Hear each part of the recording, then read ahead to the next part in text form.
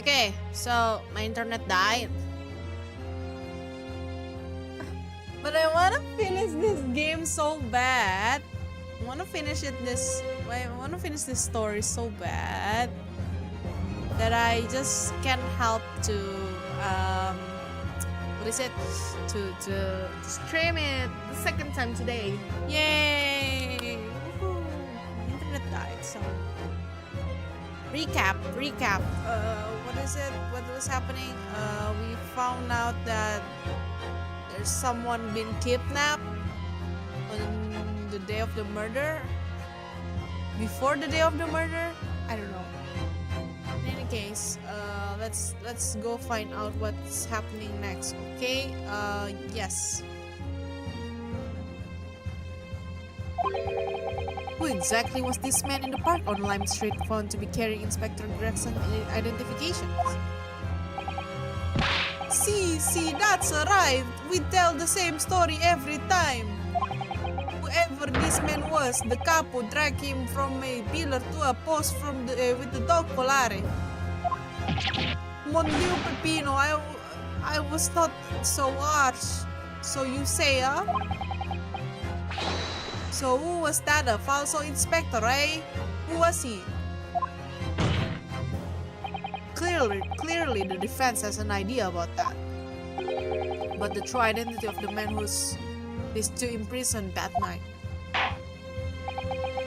I must ask the counsel for the defense to elaborate post haste. Who did the witness encounter in the park posing as Inspector Gregson? Wow. There's so much. I think it's this guy.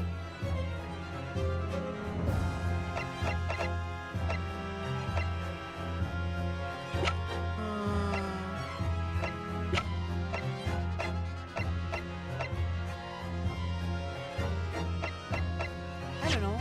Let's see.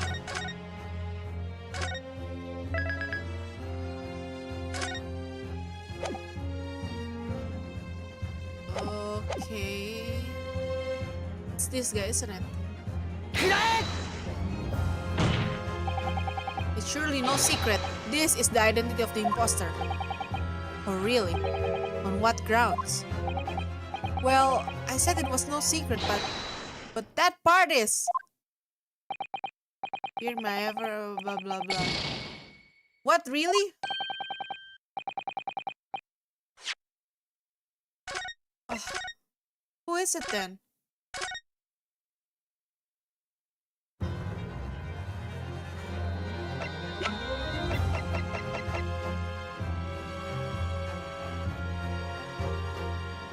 Is it Sherlock Holmes?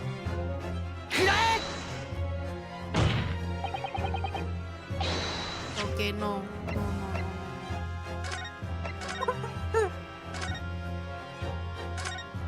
No, it's not Sherlock Holmes. Who is it then?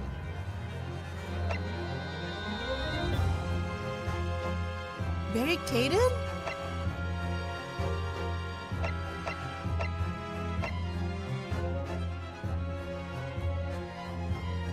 Who is it?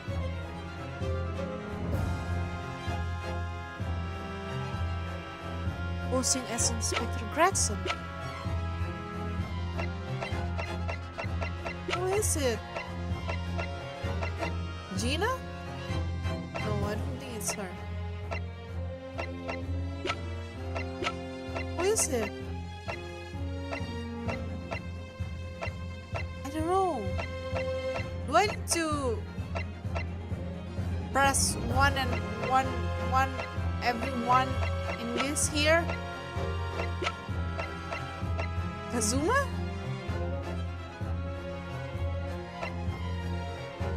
I don't know.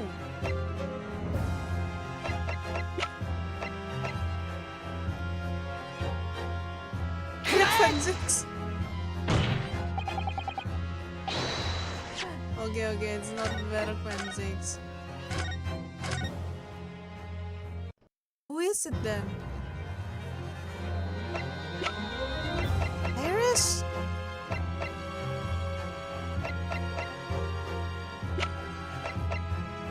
Maybe it's Barry. it's not.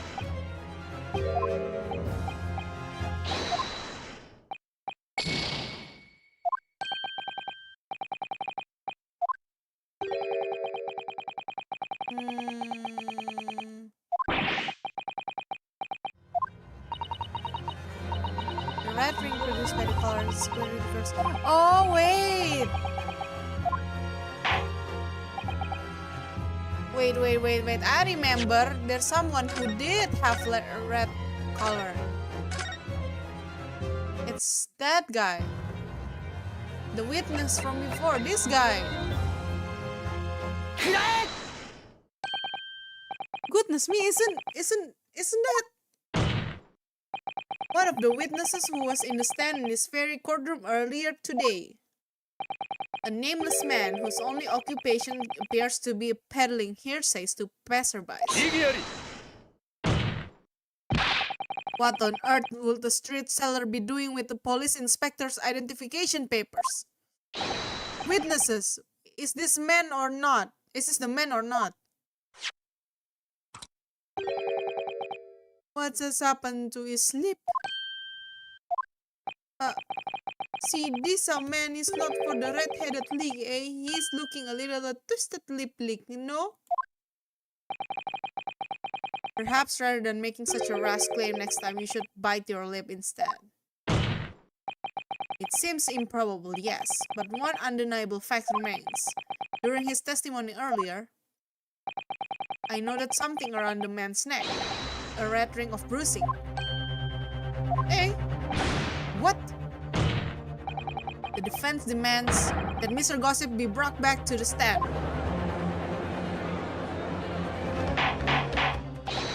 Order, bailiff! Bring the aforementioned witness back into the courtroom. Immediately.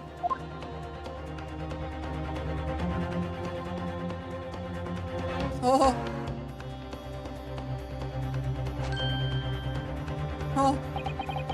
Well, I never.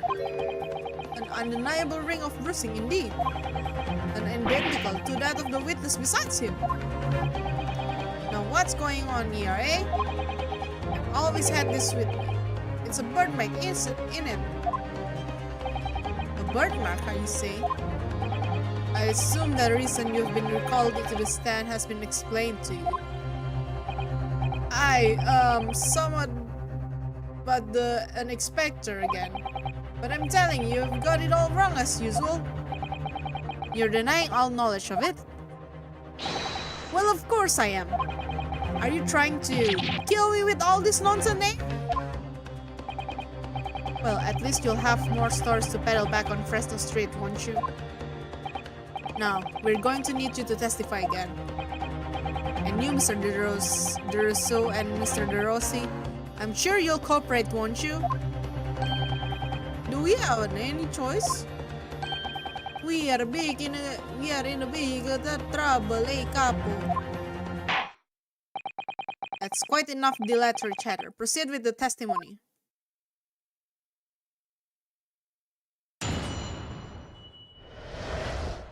The inspector and identification revisited. The man was claimed to be inspector that day. Was definitely not this man. It's right, see? You think we would forget those grand lips, eh? Never leave Fresno Street, alright? I have no interest in any red-headed league. I'm all alone in the world, me. I'm no kinfolk or nothing. Why would I be involved in something like that? Just look at me, eh? Does it look like I could carry off a disguise with a face like this? True? He doesn't quite sure. It's quite sure he doesn't seems to be disguise. But I've been telling you, there was no need for this pointless testimony. That's right. I'm just a simple peddler. Remember, Fresno Street's all I know. How could I become by a police inspector identification book, eh? Well, yes, that's hard to explain, but... A brief cross-examination, I think, Consul. Very brief. Isn't there anyone in this courtroom who thinks I might be on something? I stand steadfastly at your side as always, Mr. Naruhodo. Why is he silent? So menacingly.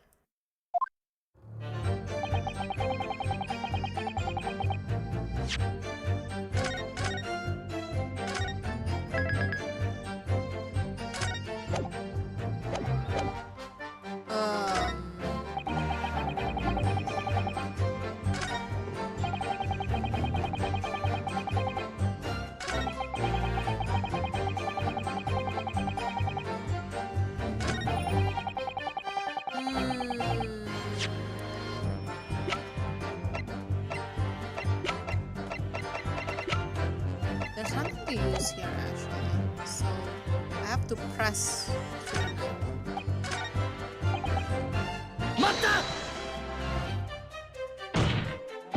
So you say, but how can you be quite so certain? There is no need to hurt your hands on Jesus, monsieur. Surely the reason is obvious, no?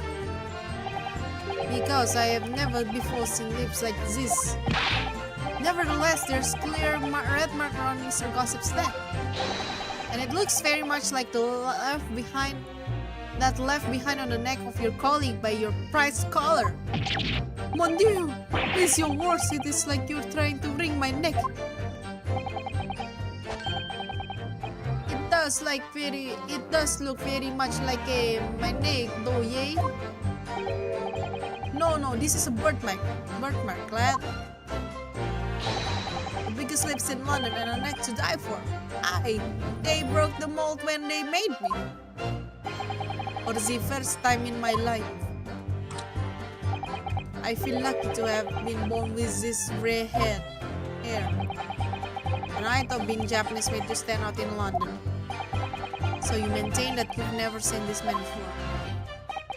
Oui, c'est ça. I swear by the flames of Meha. So fierce pride has outgone the frustration with your hair now, has it?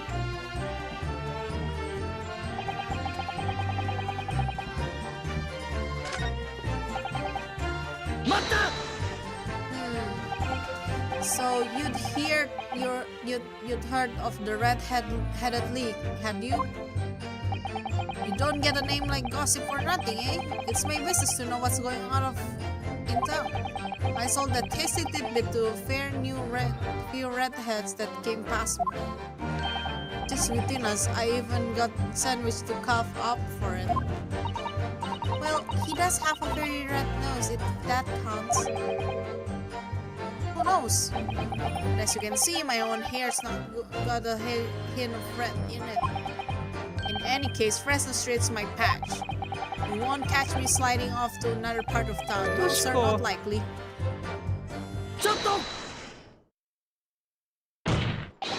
Mr. Rousseau. Oh, can I help you? Did Mr. Gossip's word just now lead to you to remember something relevant, perhaps? It was the other day when I was looking for a place near the park, a small house or something. To be the headquarters of your red-headed league, yes? I visited an housing agent on Lime Street, and there I was in Sam. This man was paying money to the agent. What? Mr. Gossip with a housing agent?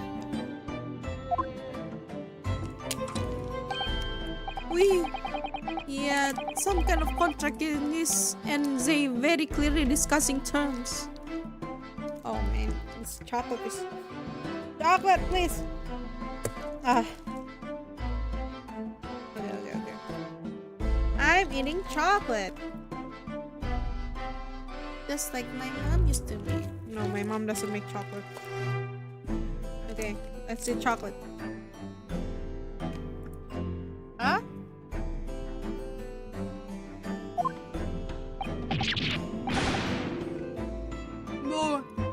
No, you're mistaken, chump. I've never heard Fresno Street meal, like I said before. We check it for someone else. Someone with the same face.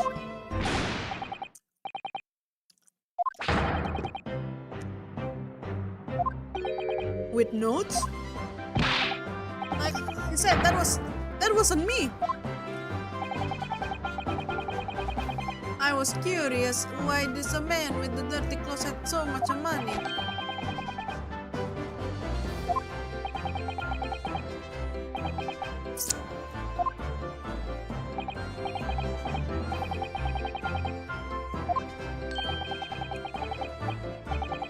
Huh?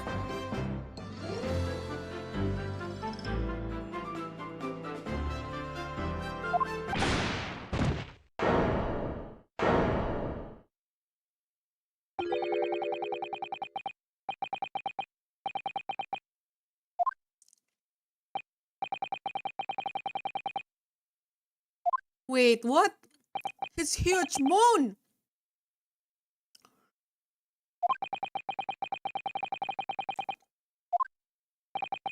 Very well, I shall respect your wishes, sir.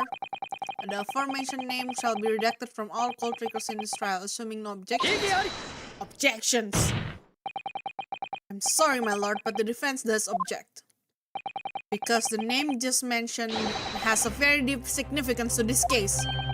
Good gracious! Do you similarly object, Prosecutor Asogi? As it happens, my lord, that particular name has already been mentioned during today's proceedings. Well, I never! In what capacity? Huge boon. The name of the leaseholder of the room. Let me put this very simply. The victim's body was discovered in your rented room.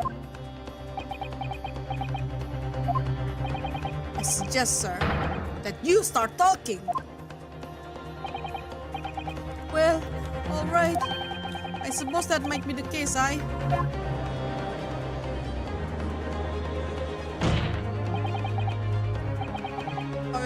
am a huge boon.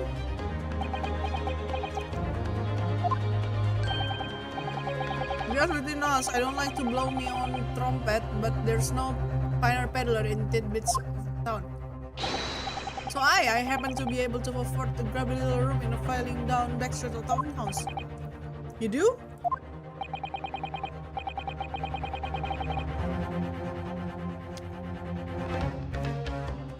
Okay.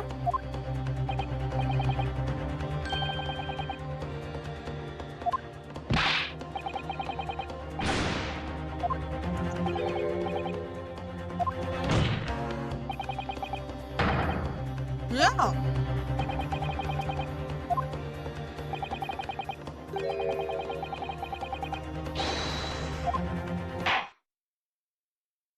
You have to tell us. True.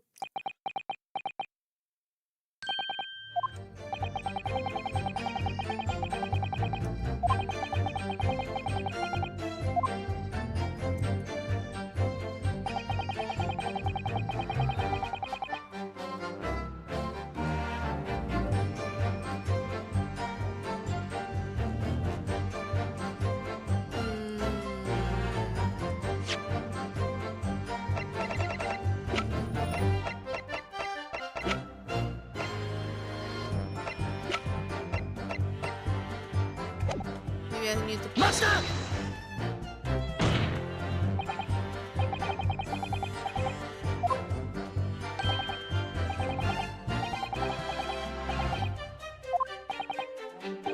Why would you want to rent it? Well, I don't think I should have to say, really. There's some secret. Then what about the notice board in there? Which was covered from top to bottom in confidential documents only the police should have had access to.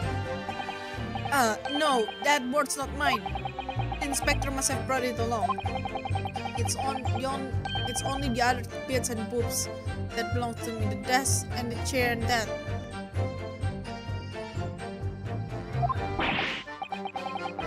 People don't generally carry enormous notice boards around with them.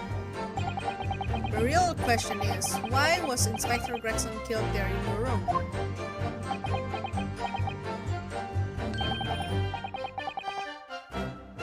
Well, obviously, I'm not the faintest idea. I mean, it's causing me no end of bother, to be honest. It seems to me that Mr. Boone, but rather as little is known about this room as possible for some reason. Yes, it does come across that way. And more importantly, knowing that the scene of the crime is actually his room is completely changed things. What?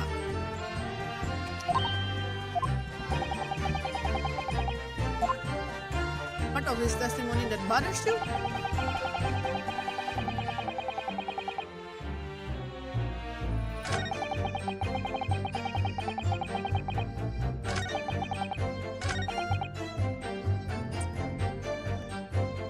There must be some difference.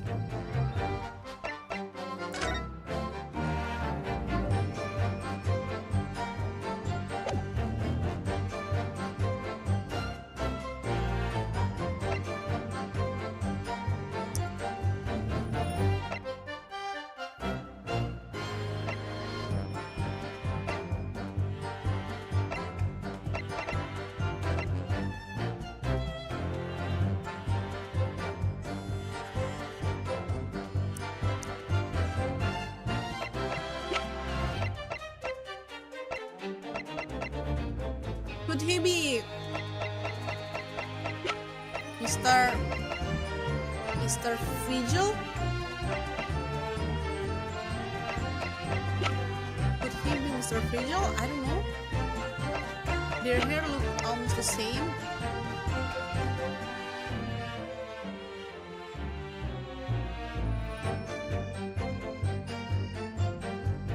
Why is Mrs. Frigil's desk? Why is Mrs. Frigil's what is it?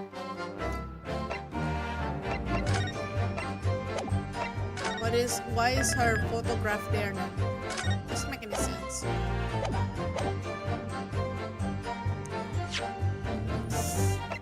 Maybe it is him.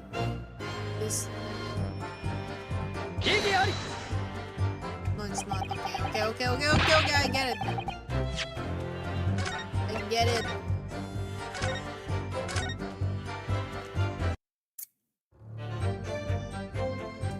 Okay.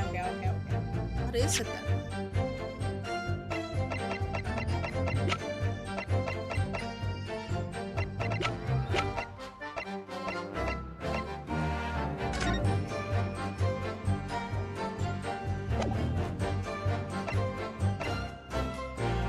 It does make a difference, but like, what difference it is? It is different. But what difference? What is the difference? I know there's a difference, but what is the difference?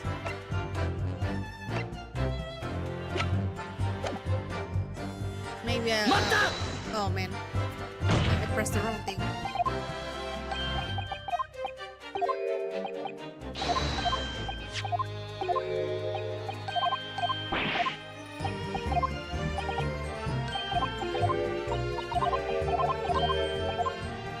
Wait, which one is it?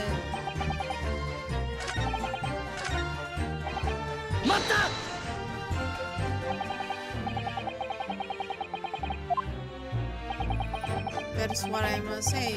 For some reason, it makes me want to eat. How did Fabian call it? An eclair. You know, I've never seen the hair as black as yours before either. Likewise, I've never seen red hair like yours until I come to Britain.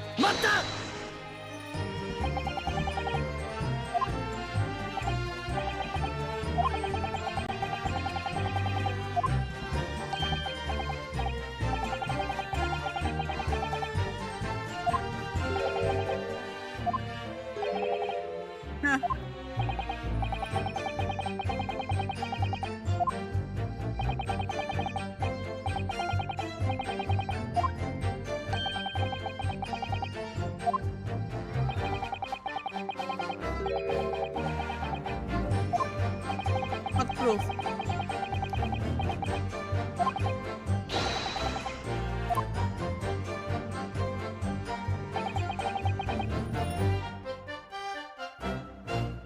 Wait, what if all of this are just disguise? Mata!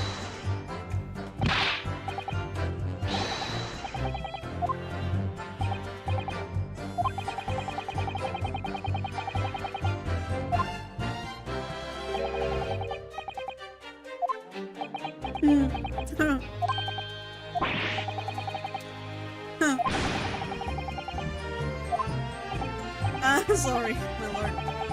My imagination got very You're right, he did. So perhaps he was hiding something himself.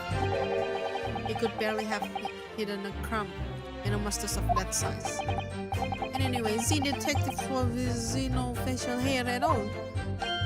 See, the capo is alright. He was a clean shaven.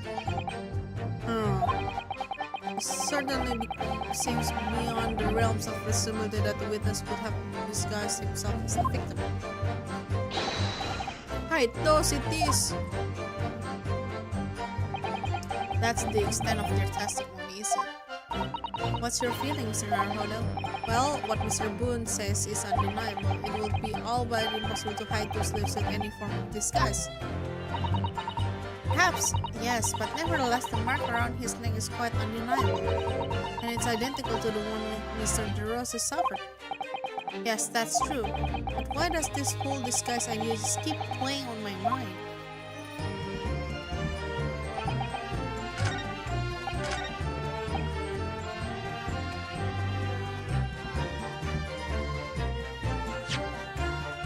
Disguise. Disguise.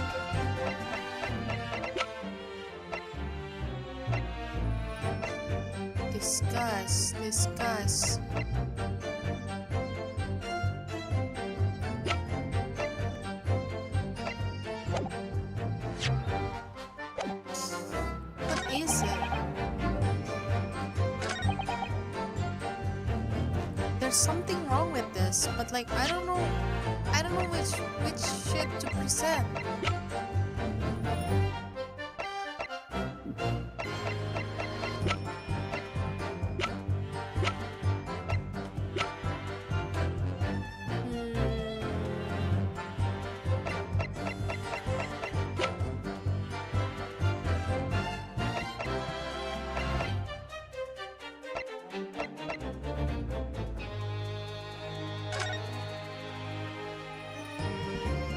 Why do I feel like it's him? This is him. I don't know why, but I feel like this is him.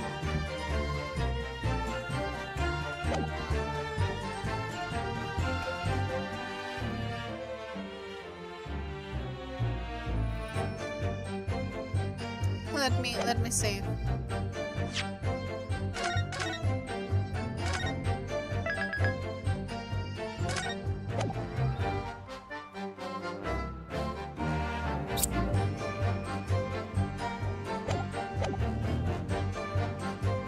Chocolate is so good. What if it's him? Okay.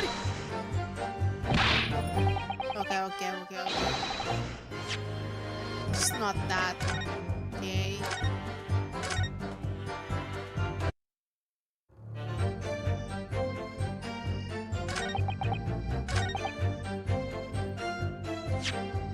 Rented the room.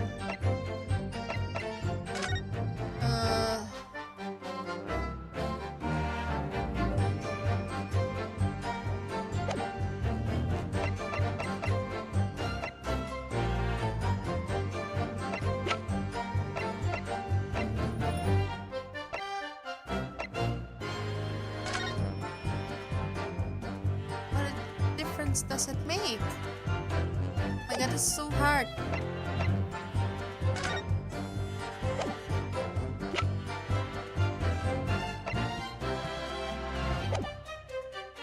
Mata!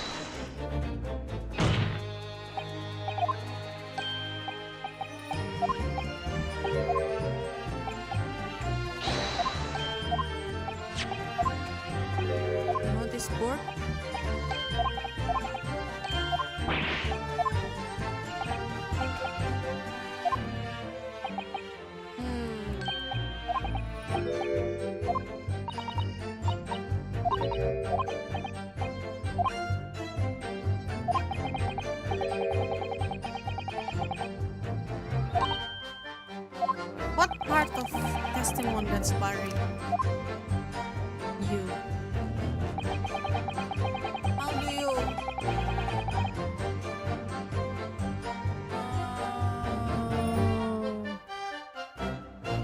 How do you do this?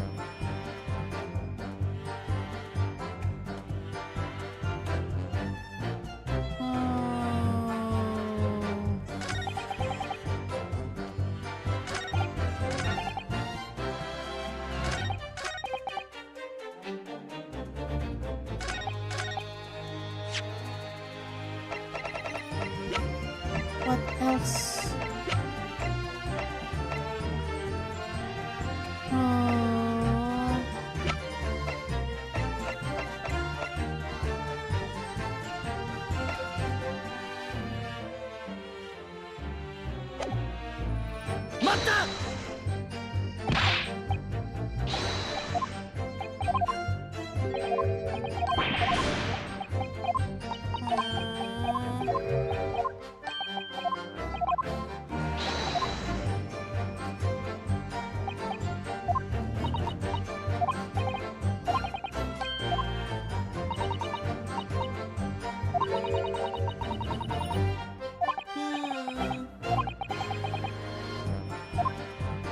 Maybe I was right, but I was too forward thinking into the future. That this part stumped me. But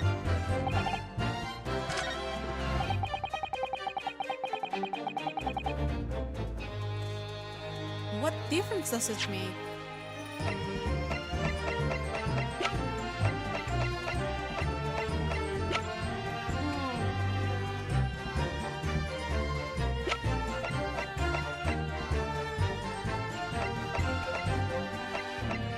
Does it make?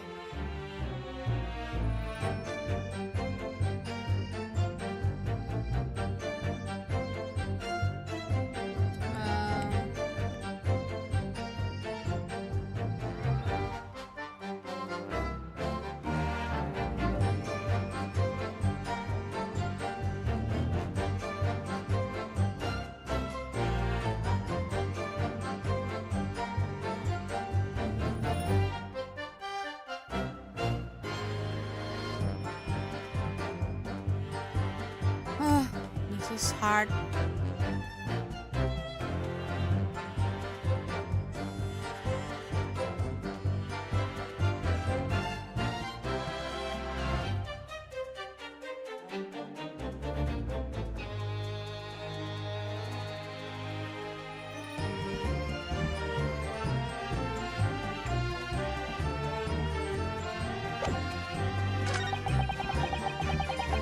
Okay, I cheated. I cheated.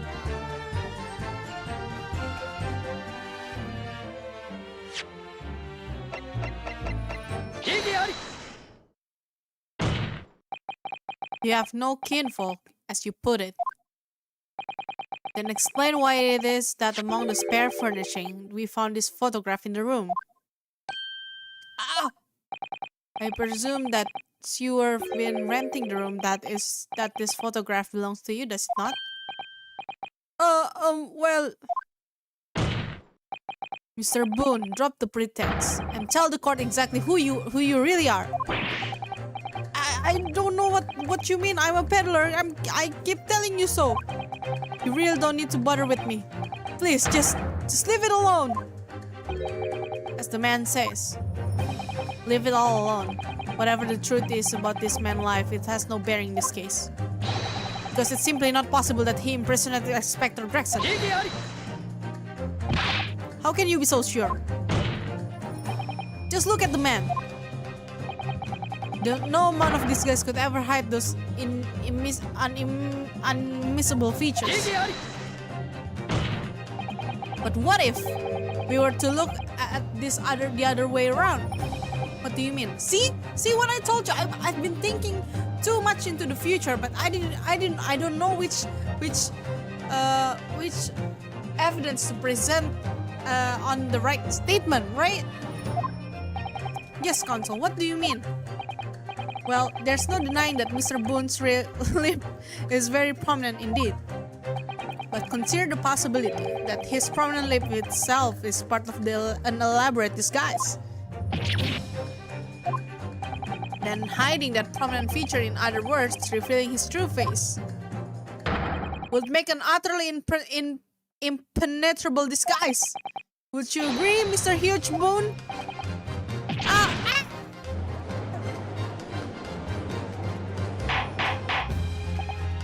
Good. Witness, are you still hiding the truth from this court? If that's a disguise, then underneath it, his true identity must be... Yes, that's right. There's really only one person he could really be. My lord, the defense believes it can reveal Mr. Boone's true identity to the court. No, please, no. Very well, then, counsel. What is the true identity of this peddler who goes simply by the name of Gossip on the street? It's definitely... You already know this is Daily Fijil. Bre! The real name is actually Mr. Fijil, isn't it? Mr. Daily Fijil. I don't recall that name, counsel. Who is this Mr. Fijil? It's a name I encountered yesterday, my lord. It has to do with a certain client of Mr. Herlock Sholmes. A young gentlewoman came to the detective asking him to locate her missing husband. The woman in this photograph, in fact, this is Mrs. Fijil. What? From what I understand, you haven't returned home since the night before the inspector was found dead. But of course, on that night, you were being held captive by the two red-headed league men. And last night, you were put up by the prosecution service in preparation for testifying in this trial. Because we've been led to believe that you, Miss Venus, and Mr. Sandwich were all homeless. Being important witness in this case, we needed to know where we could find you, of course.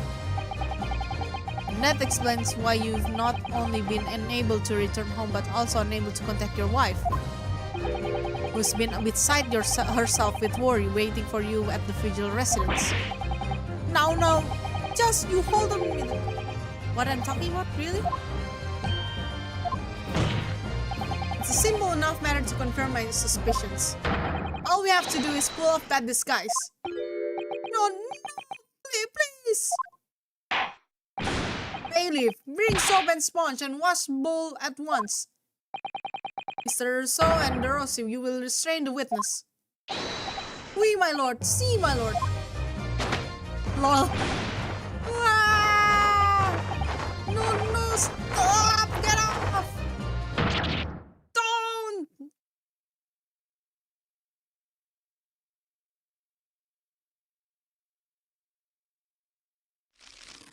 Wow, he's more handsome like this. Lol.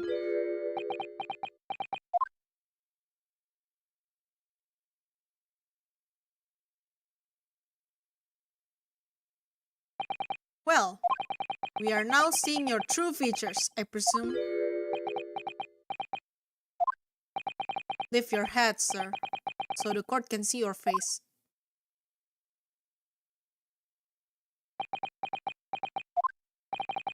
It will appear that the defense counsel's assertion was entirely correct. This has all been very elaborate deception. So, witness, tell to the court, have you seen this man before? I don't believe it, but... See, there is no question. This is the inspector we saw in the park. Extraordinary.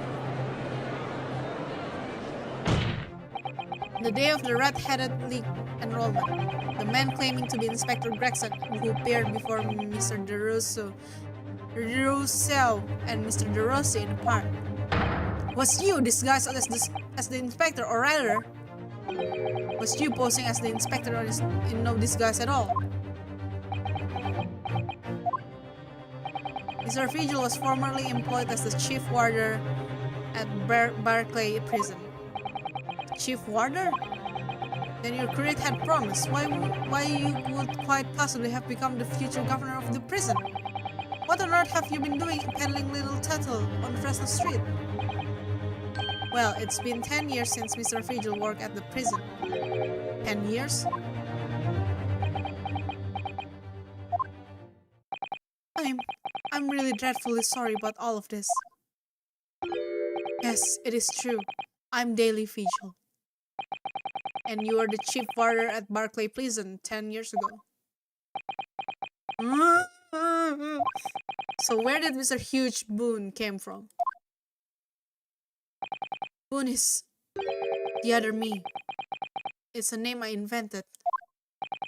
Well, evidently there is a great deal under the surface here. I'll explain everything. I'll tell you just how wretched my life has become.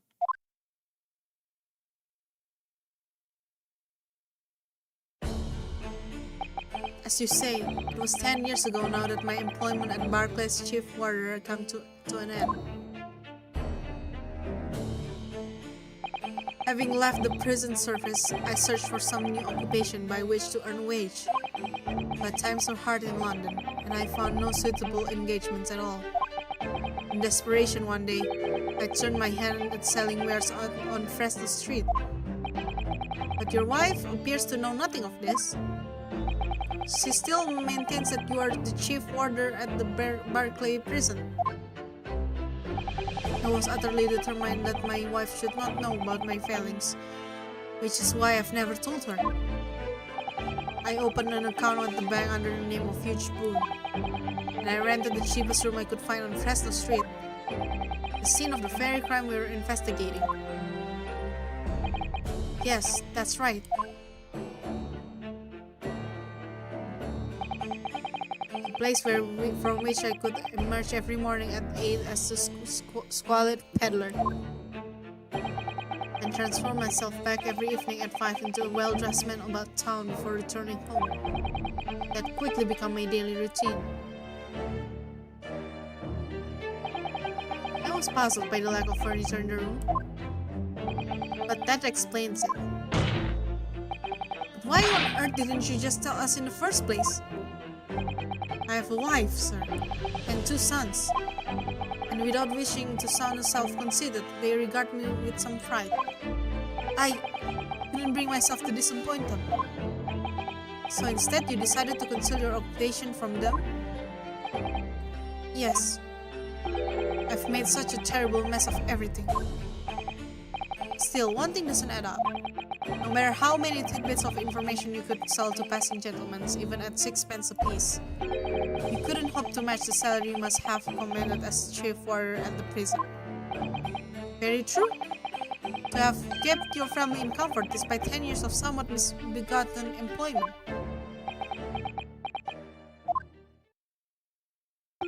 That was all that thanks to Inspector Gregson's.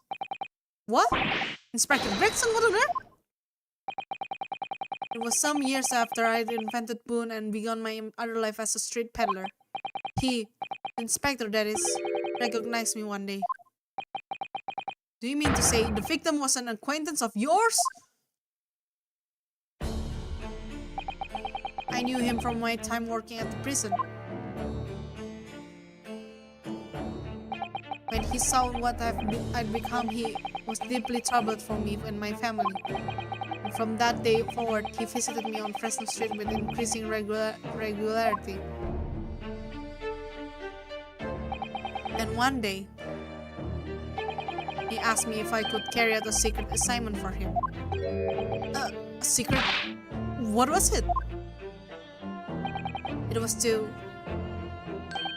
impersonate the inspector.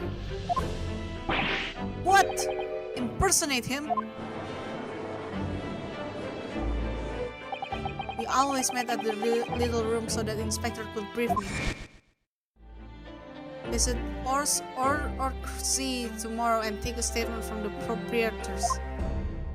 There was always something along those lines. Surveillance work, interviewing people. On those occasions, he would lend me his identification so people would believe who I was. My instructions were to make an impression, to let people know that Inspector Gregson had been at work. And for those services, He compensated me financially. The Scotland Yard inspector willingly relinquished his identification into your care with intent to deceive? That, as I'm sure I need not to point, is very serious criminal offense. But why? What was the point of your impersonating him? I truthfully do not know. All I can say is that the inspector warned me on numerous occasions. Now remember, Frigil, I need your solemn word. Don't blab about this to anyone, alright? Ever. Even if, well, even I ended up a croaker.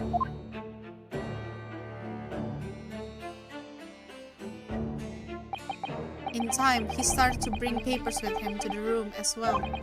It became something of a second office for him.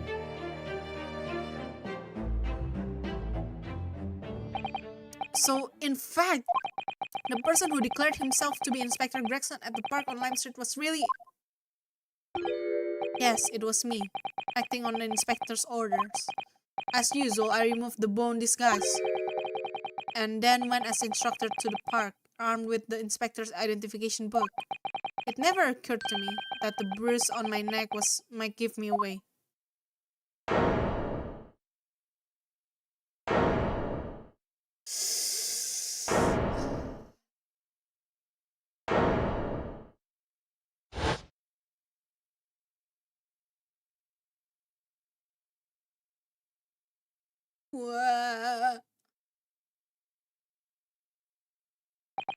Well, it would seem this confession completely destroys the defense case. Huh? Explain yourself, Prosecutor Asogi. My learned friend's assertion was as follows. The victim was killed at another location on the day before his corpse was discovered. The hands of these two red-headed league men when they imprisoned the inspector. But no, that cannot be. After all, it wasn't the inspector who went to the park that day, it was me. Oh goodness. Finally, we had clarity. We had nothing to do with this murder, the inspector. And merci, Monsieur de la Defense, for proving it. What?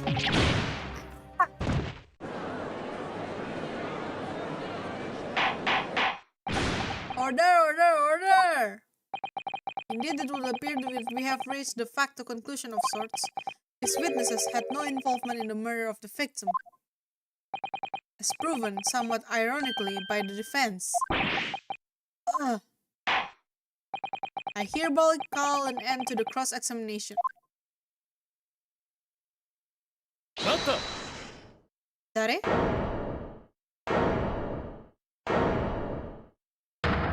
Asogi? Pardon me, my lord, but with your permission, I would like to pose one further question to the witness. Kazuma? What question, Consul? It concerns the events of 10 years ago. I believe you would have been present at the very significant execution that was carried out that time. 10 years ago? The execution of the professor, Genshin Asogi. I want to know exactly what your involvement was. Oh! Answer me, man! One moment, Consul. Is this related to the current case? Naturally. It is the prosecution's belief that this case and the events of 10 years ago are inextricably in link. Does the defense concur, Consul? Kazuma, you're not yourself. You're not as calm as collected as usual. Poor Kazuma-sama. No wonder he's acting this way. Sir Figel's memory of what happened 10 years ago would tell the tale against Asogi's last moment, his own father. I know, I do understand that, but even so... As Prosecutor Asogi, do you genuinely believe that this question requires an answer in order to learn the truth behind Inspector Gregson's death? I need you to trust me. Please. I trust you. Very well, then the defense has no objection. Oh my god, he's trusted. I see. In that case, we will answer the question, witness. Then, the truth is, I remember very little of that time. You've forgotten? I'm sorry to say yes. As I said, I resigned from the role of the prison 10 years ago. But for some peculiar reason, my memory of the events leading up to that moment is extremely hazy. Does that not strike you as strange, Mr. Naruhodo? Sorry? Well, 10 years is a long time, but to have forgotten the reason why he left such an important job. Yes, you're right. And not only that, Mr. Frigel's claim contradicts what we already know. The human spirit is a fragile thing, that's broken all too easily, which is why we have a tendency to wrap it up for protection. Sorry? The human spirit? I'm afraid I don't understand what you mean. When we experience pain and suffering, when we feel unable to bear, we block it out, obliterate it from our memories, seal it away. But it never truly leaves us. If the seal is broken, the memories resurface, and when they do, that fragile spirit may finally be crushed. But I really don't... Kazuma-sama. But if it must be crushed, then so be it. Because the truth will not stay buried. It's coming out. One way or another. One way or another. Right. Now I understand. It's clear what his intentions are. He means to expose the truth at any cost. Perhaps if I pointed out the contradiction in what Mr. Frigel claimed earlier, it might cause some crucial memories to return to him. But should I? Should I present the evidence or not? I think I should. I have no idea how this is going to go, but this is a court of law, and I have a duty to pursue the truth. Mr. Frigel, I'd like to look at this. Evidence that clearly contradicts your version of the events.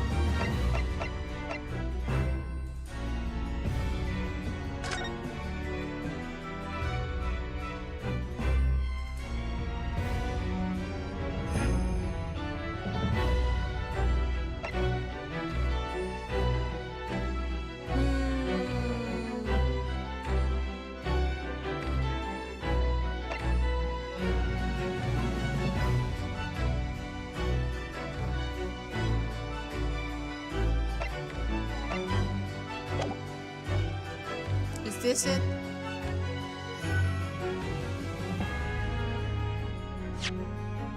Save.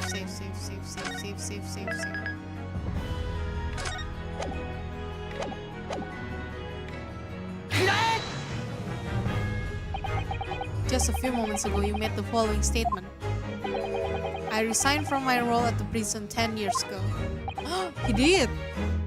He did say that. Well, yes. In other words, you claim to have left the post of chief warder of your own volition. Well, yes, of course. Why? Tell me. Do you remember seeing this document before? No, I don't. This is a dismissal notice ordering the immediate termination of a prison staff member's employment. A dismissal notice? And the name on the notice is yours, Mr. Frigel. What? What? It's mine? So you didn't resign from the prison service at all? For some reason, you were dismissed as chief warder from Berkeley. No, there's been some mistake. I'm sure I tendered my resignation. This dismissal notice is nonsense. Isn't it? If you were forcibly dismissed, there must have been good reason. Clearly, you did something. Mr. Vigil, it's time to break the seal and have you remember.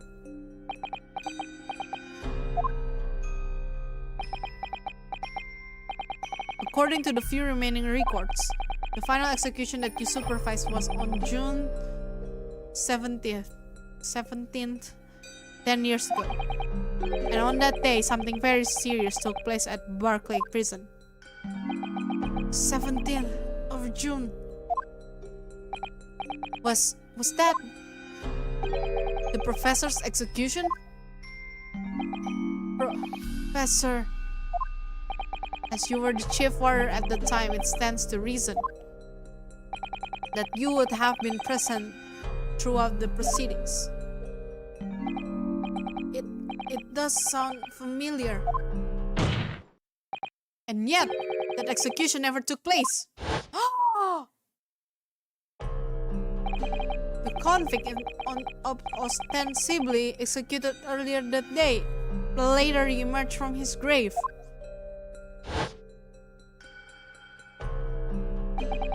Convict came back to life. In the cemetery in the middle of the night, there was a witness. However, the witness claims that the moment after he saw the convict clambering out of his grave, a gunshot rang out from over his shoulder, and the bullet pierced the professor's chest, killing him instantly.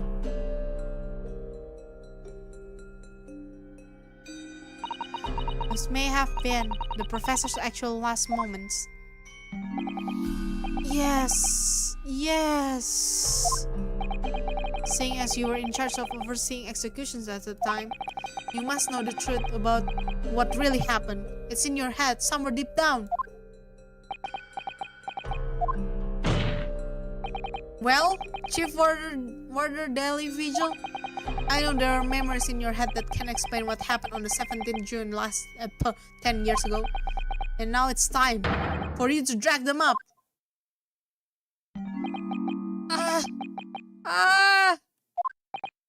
Mr. Vigil?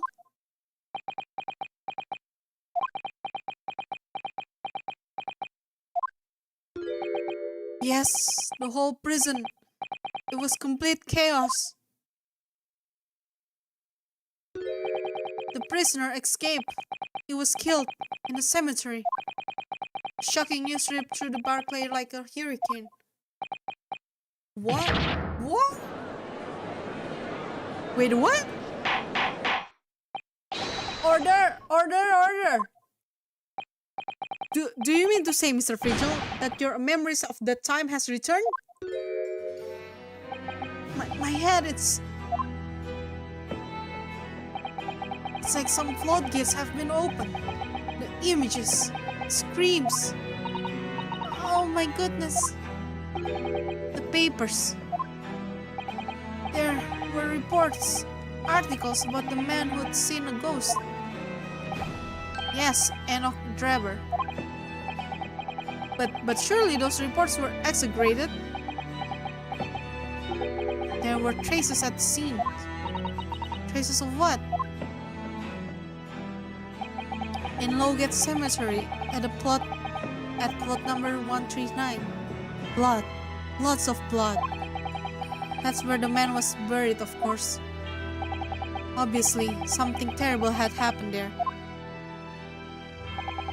The depths of conspiracy and depravity from which this tale is emerging are quite staggering. I've reviewed the police records from the time extensively. Thorough investigation was conducted by Scotland Yard to ascertain how the convict managed to escape in the first place. And the conclusion reached by the investigating team was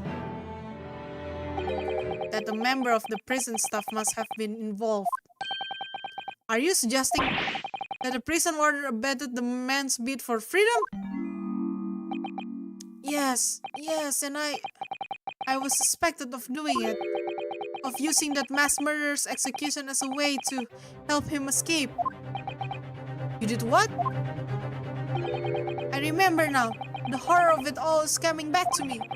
One evening, a few days after the execution, some detectives come to the prison.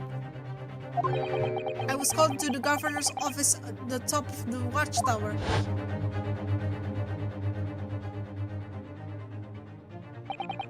I'm sorry, Daily. This is a serious business. I cannot help you, no. As chief warder, you are responsible for overseeing the execution of war. Hey? Well, it seems the fellas at Scotland want to have a few words with you about it. You'd better pack your things, lady. You're to attend in person. As soon as he told me that, my mind just went completely blank. And the next thing I knew, the professor, the most hated killer in our country's history. And I let him escape. I'm finished. My life is over.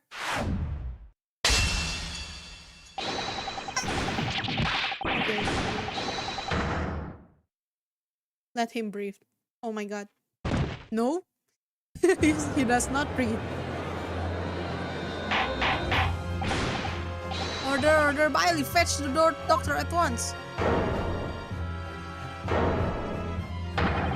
Court is adjourned for today with immediate effect. ミテルモン氏は意識を失い、その日の審理は中断された。またしても呪いのように浮かび上がる殺人鬼の影。バンジークス卿、ミテルモン氏、アソーギ、そしてグレグソン刑事。彼らを縛りつける重い鎖は過去からの闇を引きずっている。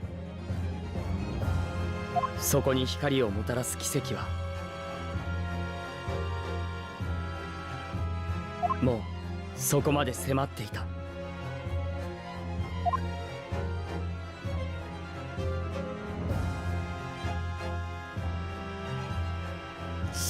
Oh my god.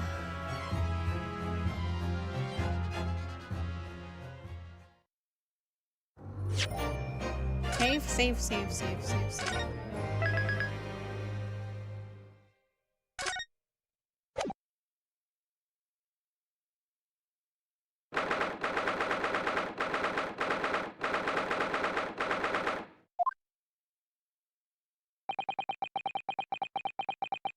Still can't believe what just happened. I know. I inquired with the bailiff after the court session was adjourned, and it seemed Mr. Vigil was taken to the hospital to recover. Right. 10 years ago now, Mr. Vigil attempted to commit suicide by jumping out of the window of the prison governor's office. But ever since then, he has completely blocked the memory of those events from his mind. Oh, so he tried to attempt suicide. Nobody knows his secret, not his family, not even the man himself, but I forced it out onto the open. Was it wrong of me to do that? Did I overstep the mark, I wonder? But the truth has to come up. Bruno! Oh, Iris. You were miles away. Anyway, I brewed a fresh pot of shooting tea for you. Oh, thank you. And you and Susie have had an exhausting day so far, haven't you? Oh. Thank you, Iris. How thoughtful of you. Do you happen to know where Mr. Sholmes is? When we came out of the courtroom back in the defendant's antechamber, he disappeared. Oh, no, I don't know. He just suddenly sprang on his feet and left. All he said was, I must leave. I wonder if he's pursuing the mystery of Inspector Gregson's death. Well, you know what Hurley's always saying, don't you? There are mysteries in this world that should perhaps never be solved. Where the construction of a solution comes only at the expense of the destruction of something else. But what does that mean? He knows very well that when you open someone else's old wound, you often open your own too. he just cannot take his own advice and live well alone. Solving mysteries is too important to him. That's so true. But that's what I like about Hurley after all. I suppose that's a lot of great detective in some ways. So then, let's have tea, and then I'll give you a hand. Oh, do you have time, Iris? Yes, I finished this month's manuscript at last, with barely a day to spare before the deadline. Oh, I'm so looking forward to it. A brand new story to read in the adventures of Sherlock Holmes. You know, I always hide Hurley's violin in the days before I have a deadline. You do? Poor Mr. Holmes. I'm sure that's very wise, Iris. How sensible of you. Now then, my dear fellows, let's make a plan of action before we continue our investigation.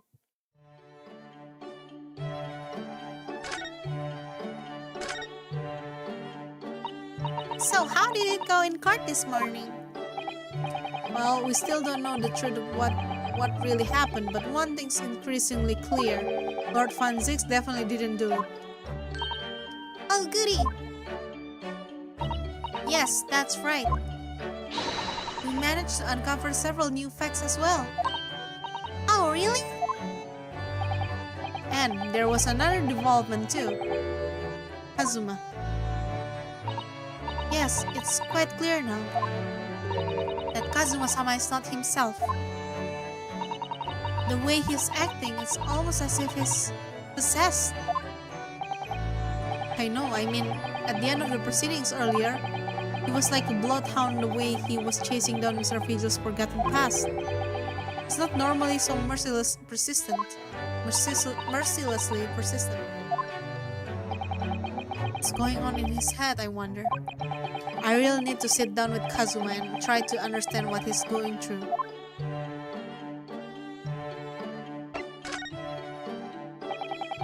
If Gregson was really murdered the day before his body was discovered, then Lord Van Zix was to be innocent, you see. What? The day before? Well, that should be easy enough to work out just by examining the corpse, surely. Yes, you would expect so, but curiously, no time of death was included in the autopsy report. That is so curious. There are still unanswered questions about Lord Van Zix though, aren't there? Do you mean... I mean, what was he doing there on Fresno Street that day in the first place? Well, according to the man's testimony, he said he was investigating Inspector Gregson, didn't he? And it turns out that little room was actually the Inspector's secret's office. Ooh, that sounds like it has all the makings of a wonderfully devilish plot. But then why was the notice board in there covered in all those particular papers? Papers about cases with a link to the Reaper. I'm starting to get a bad feeling about all this. Oh dear, that sounds more like something horribly devilish. We must start by looking into Inspector Gregson's movement of late.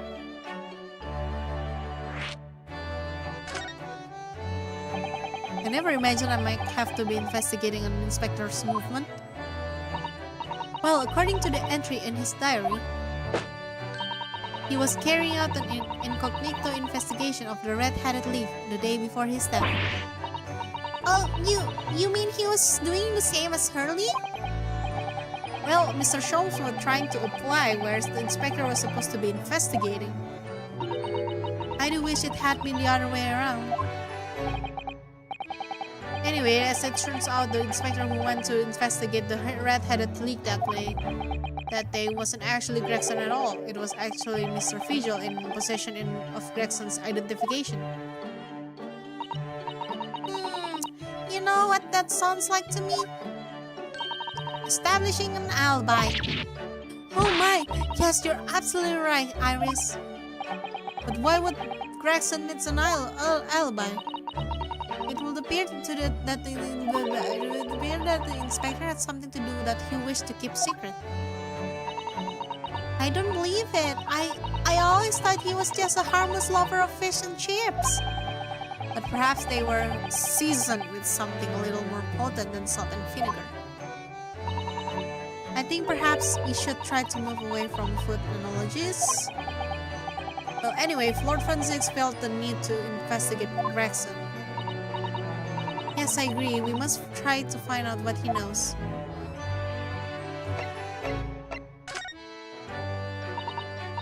Vigil, you say? Isn't that the name of the lady who came to visit Hurley yesterday? That's right, to ask Mr. Sholmes if he will help her to find her missing husband. Only Mr. Sholmes completely passed the buck to us. Actually, didn't you say that Mr. Vigil had been taken to the hospital? Do you know which one? Ah, it's Saint Signers. I'm starting to wonder if all the other hospitals in London have closed down. But that's amazing, you know. You found the lady's husband already. Well, I suppose I have by accident. And 10 years ago, while Mr. Vigil was the chief warder at the prison, he was responsible for overseeing the professor's incarceration. No! So when the convict escaped, he was held responsible and immediately dismissed. Ugh, sometimes I really don't want to grow up. There's more. For 10 years after that, while he was ostensibly working as a peddler, he also had another secret job. He was paid by Gregson to be his stand-in, to impersonate the inspector. To impersonate Gregsy? But why? I have absolutely no idea. Jeannie was right. I'm starting to think all adults are up to no good now. Including you, Runo. I haven't paid anyone to impersonate me. That means he has ties to the professor and to the Inspector Gregson's now. So I do think we ought to pay a visit to Mr. Vigil, don't you? Back to St. Sinners then. Signers? I think signers. Well, I think it's clear that what we need to do, isn't it? Let us investigate, my dear fellows. Oh, Iris, you're even more enthusiastic than usual today. If anyone has anything to hide, my special Wilson shooting iron will soon set them straight. That water pistol? It's stuff full of piping hot extra special blend of mine. And I'm quite sure it will be very effective. I'd better be careful not to hide anything. Well, it feels a little strange that Mr. Sholmes is nowhere to be seen, but still. Let's go and see what we can find out.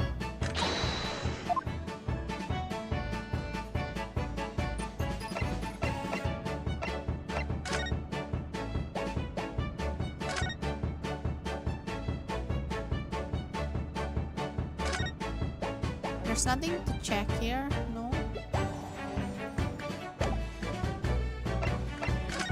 Let's move. Oh my god, there's so much, please.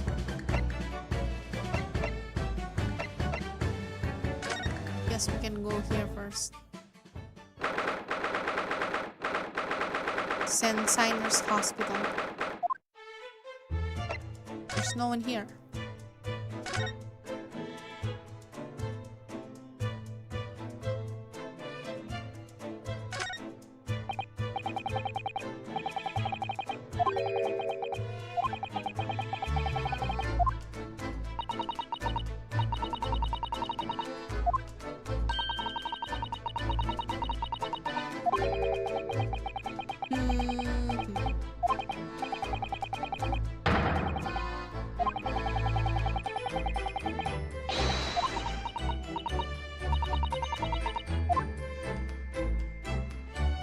Oh, I need to drink.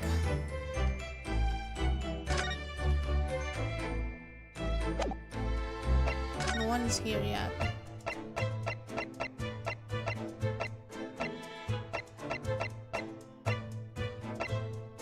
Prison.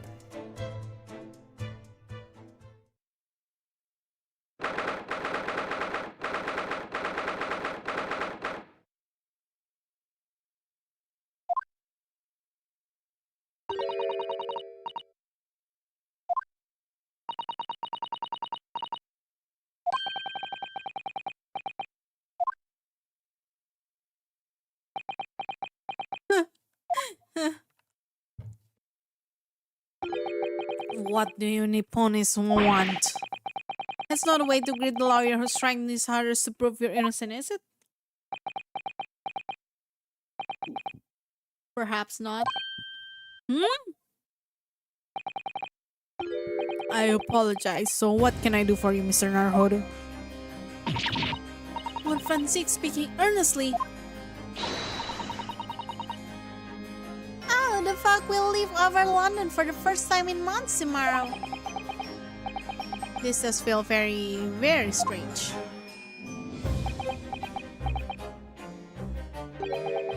I must say I was impressed. Oh, well, thank you. Not by you, but by your fellow Nipponese, your prosecutor friend. Oh, I see. Yes. It's sardonic, don't you think? For a man such as me, so loading of the Nipponese to be entirely at the mercy of the two of you.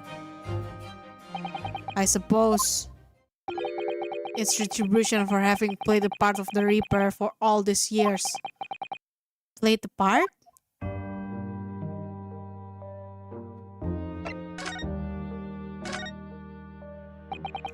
You once told me that you gladly allowed people to believe you were the Reaper, because it helped reduce the amount of serious crime that took place in London. If keeping quiet and playing the part benefits the cause, a cause of myself I'm committed to pursuing, then why would I choose to say anything? But the henchman of the criminal killed by the Reaper attacked you only the other day. That was just the most recent many attempts on your life, wasn't it? Someone is clearly profiting from your silence about all this. Someone is using you. Believe me, ever since the Reaper first appeared, I've been doing my utmost to expose him. Or rather, expose the organization. Organization? Ah, it's a whole organization? It's inconceivable that all those incidents were orchestrated or orchestrated by one man. No, the Reaper always appears to have very accurate information about the accused in each case, which can only mean that somebody at Scotland Yard is involved. Someone at... You cannot mean...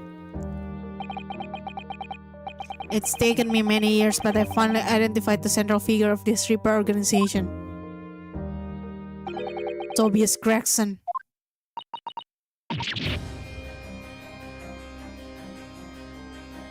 Are you kidding me? Really?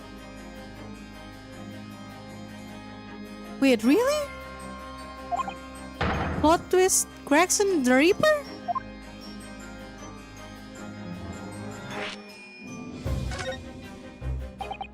So, the reason you're investigating Inspector Gregson is because you intended to expose him as the Reaper? As I said, the Reaper of the Bailey is no single person. It's a highly secret organization with close ties to the Scotland Yard. But there is no doubt that Gregson was a key member of that organization. I don't believe it. Are you saying that Greg said that he was behind all those awful criminals meeting there? Gregson didn't do the dirty work himself. Oh. He was the tactician. His job was to covertly investigate the marks and plot their assassinations. In order to do that without arousing suspicion, he regularly needed a firm alibi. Which is where Mr. Vigil came in, posing as the inspector. Vigil knew nothing of the Reaper, but the room he rents on Fresno Street was almost certainly the headquarters of the operation. Gregson would have met the assassin there for briefings. So we don't actually know who carried out the killings then. Actually, I do have a name. You what? Well, if you can't name the man, you have the true identity of the Reaper already then. Or if I can name the woman. Woman? Oh.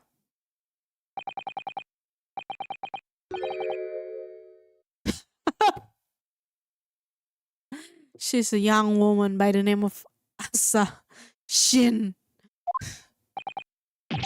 Wait, what? Shin?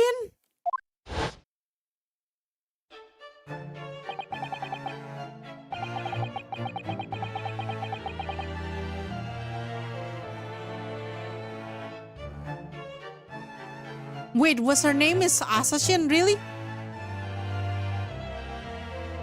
The true name of a terrifying clear I know only too well.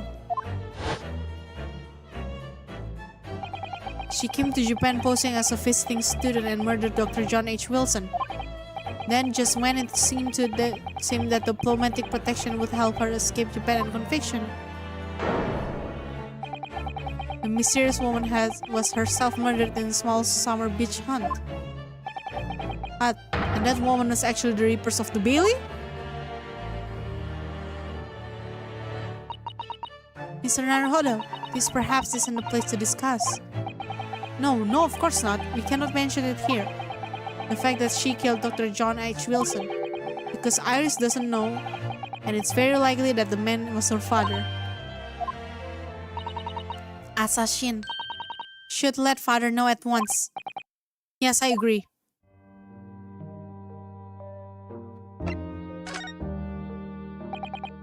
Kazuma, is it?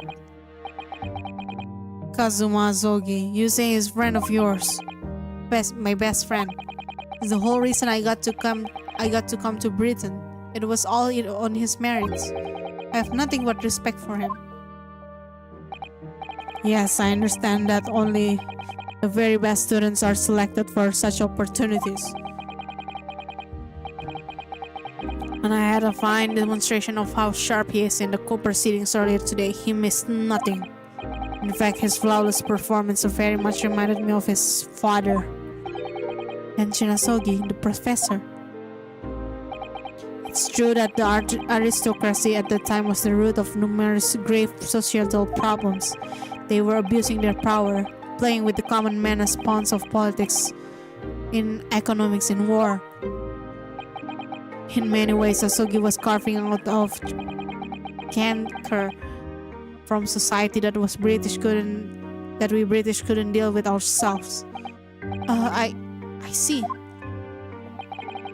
But that's precisely why it makes no sense. Clint Van Six was a noble and upstanding man. He wasn't corrupt. Why did that damn Nipponese have to go and take my brother's life? In spite of having once saved mine. He saved your life? How did that happen? It was 10 years ago on a foggy night. That was to be the professor's final strike had sent a wave of panic through the capital. So Clint Van Six already been killed at this point then. Genshin and I were walking down some back streets at a late hour. Of course, at that point, I had no idea of the true nature of that man at my side. All of a sudden... Don't make a peep, you're coming with us.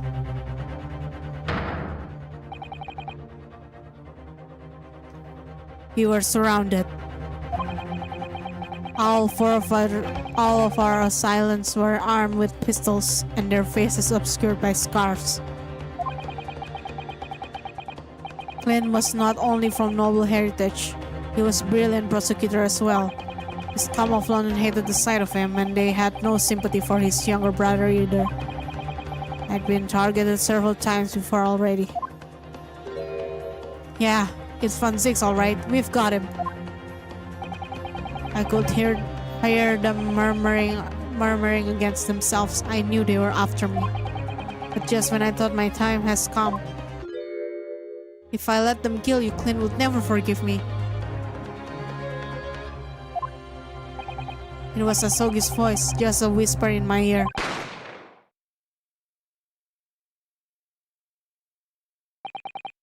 After that, I don't remember exactly what happened. The next thing I knew, there was a silence all around. Genshin lay on the cold built street. Blood was seeping from his left hand. He shielded me.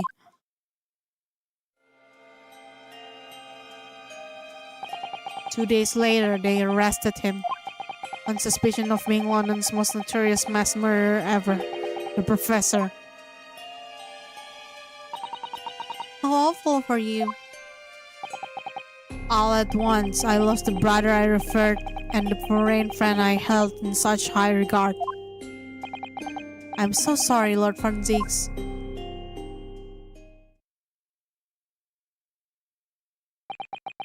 That's the end of my miserable tale. I never thought I'd recount it to anyone. Well, thank you for coming into me. Confiding into me. The Professor, the Reaper, and Inspector Gregson. I wonder just how intimately related they all are.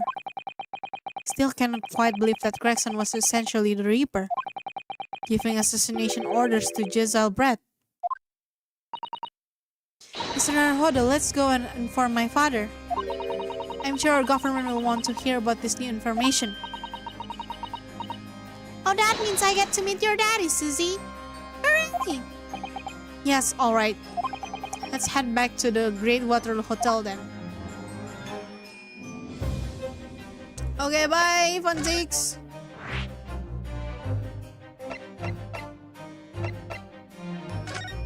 Wait, let me see here. Is there anything I can see here?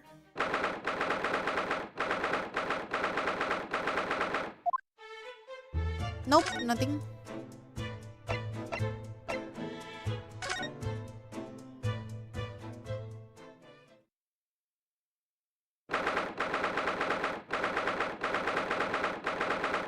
Okay. I thought it was yesterday and I think it again today. This place is so princely.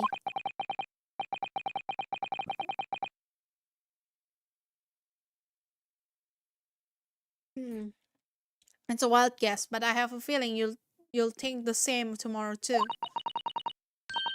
My tea has a finer fragrance than whenever they are serving in the tea room here though. Wouldn't you say? Look who we have here. This is an unexpected pleasure.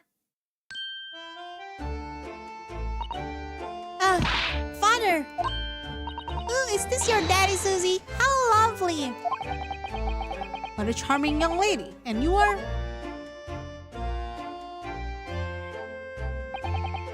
Really? So you're the author of the adventures of Sherlock Holmes, are you? That's me, Iris Wilson, at your service, sir.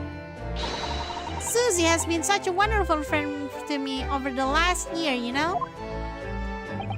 Well, Miss Wilson, I must say I read your work regularly with much interest. Iris actually lives with Mr. Holmes, you know, Father. Is that so? Well, perhaps that goes the same way to explaining that bright look in your eyes. Hehe. You wouldn't be smiling so early if you knew just how bright she is, believe me. Now then, young Naruhodo, it was a pleasure seeing you in action earlier. As an invitee of the symposium, I was allowed to observe from the gallery after I twisted some arms.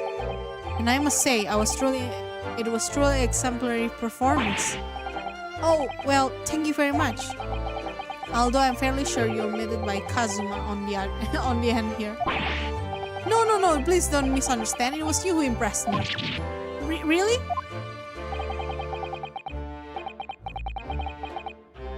You didn't miss a step against Asogi. We all know how capable he is.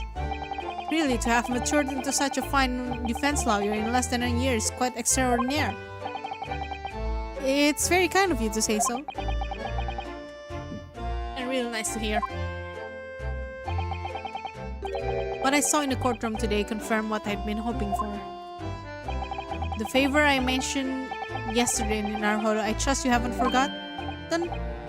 Oh no, you did mention something, didn't you? But first, we have something to report, Father. Of course. Shall we take tea while we discuss matter further? I wonder where Judge Jigoku has got to.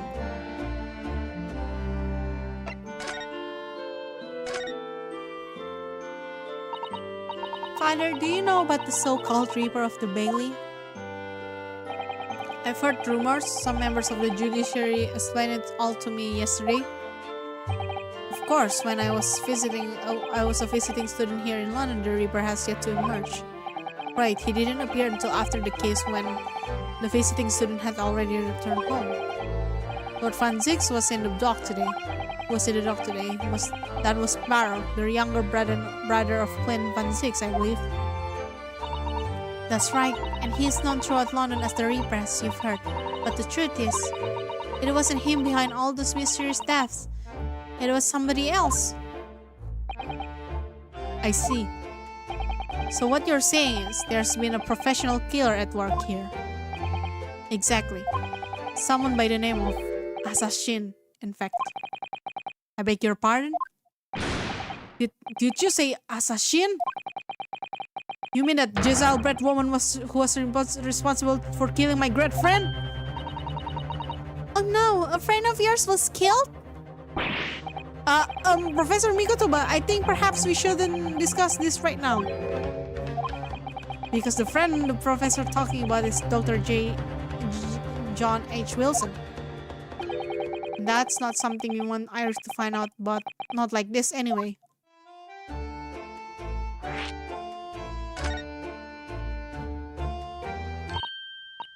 I've just remembered something.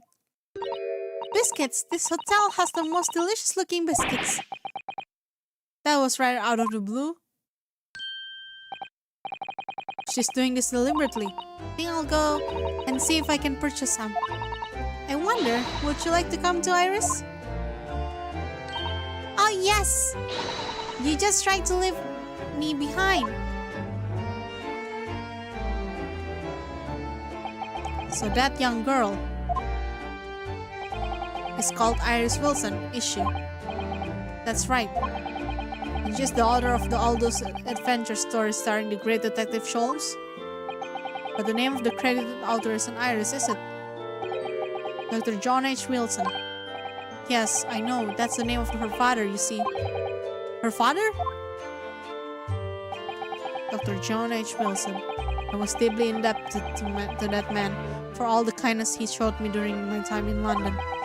That's why I was keen to reciprocate and invite him to the Imperial Humane University 4 years ago. But he was murdered last year by Jezebel Brett. Why? Why would the hand of the Reaper stretch all the way to Japan? Iris knows nothing about that case, but it seems very likely that the victim, Dr. Wilson, was her father. Well, I cannot say that we ever spoke about his family, so I don't know if he had a daughter or not. But I think I can say with certainty that he was never the great detective's partner. So it could have been another Dr. Wilson, you think? Well, John and Wilson are both common names after all. Still, it's probably best not to mention this to the young lady until we can be sure. That's what we thought, yes. We're back with cinnamon biscuits! Oh, they smell delicious, Iris. I think cinnamon will go very well with the tea they serve here, don't you, Susie? Yes, I'm sure you're right, Iris.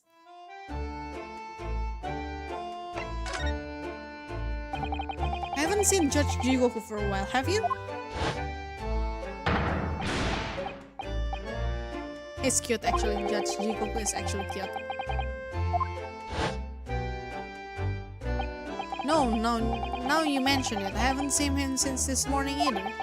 I suppose since the symposium opening was postponed, he'll have gone to explore the Great Exhibition. That reminds me of something you mentioned yesterday. But Judge Jigoku having once been in the dock himself? Ah yes, it was all tied up with a cursed trial. A close trial of Kazuma's father. Seishiro was trying to mitigate Genshin's guilt, so he took to the stand to testify. But he got a little carried away and actually managed to break the witness's stand. Oh my! He also said that some contemptuous words about British Empire for which he was charged. Oh dear, although it was worryingly easy to imagine him doing that. Well, it was all right in the end. He was acquitted and we returned home to Japan together. Thank goodness. Ah yes, talking of Seishiro. I have a copy of the photograph we all took together here yesterday. Please. Oh, that's cute. Oh, what a lovely picture. It certainly seemed to shout we've arrived in Britain. Why is this put in the record? None of us had any idea what was coming when we took that, didn't we? No, not that's so true.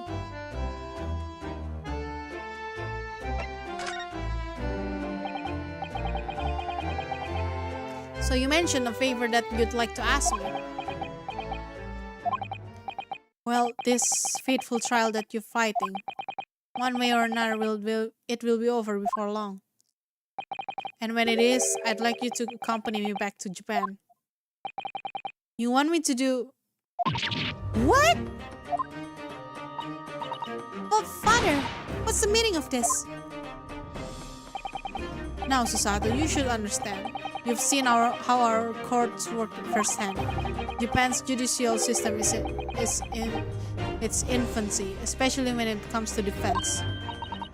Oh, you mean the Supreme Court of Judicature is in desperate need of a good defense lawyer. As soon as possible. Really quite urgently, in fact.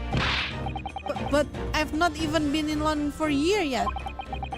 I've read all of Susato's report. I'm well aware of your extraordinary talents. And having seen you in action with my own eyes earlier today, there's no question. You, Naruhodo, are precisely the man our country needs. So, you'd be leaving then, no? But then, what am I supposed to do, Father? You came here to serve as Asogi's judicial assistant. Oh yes, you're supposed to be Kazuma's assistant. Our government is still in the process of deciding how best to deal with his situation, though. You've always chosen your path, Susato, and I trust your judgment. In this matter also. Father!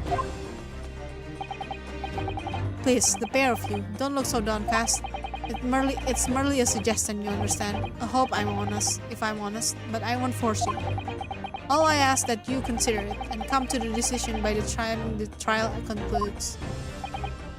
Yes, alright. You won't leave? Will you, Runo? The thought hadn't even crossed my mind. Up until now, I've just been trying to do what I believe to be Kazuma's will. But it turns out that he's still alive, so... Where does that leave me? Oh, Runo.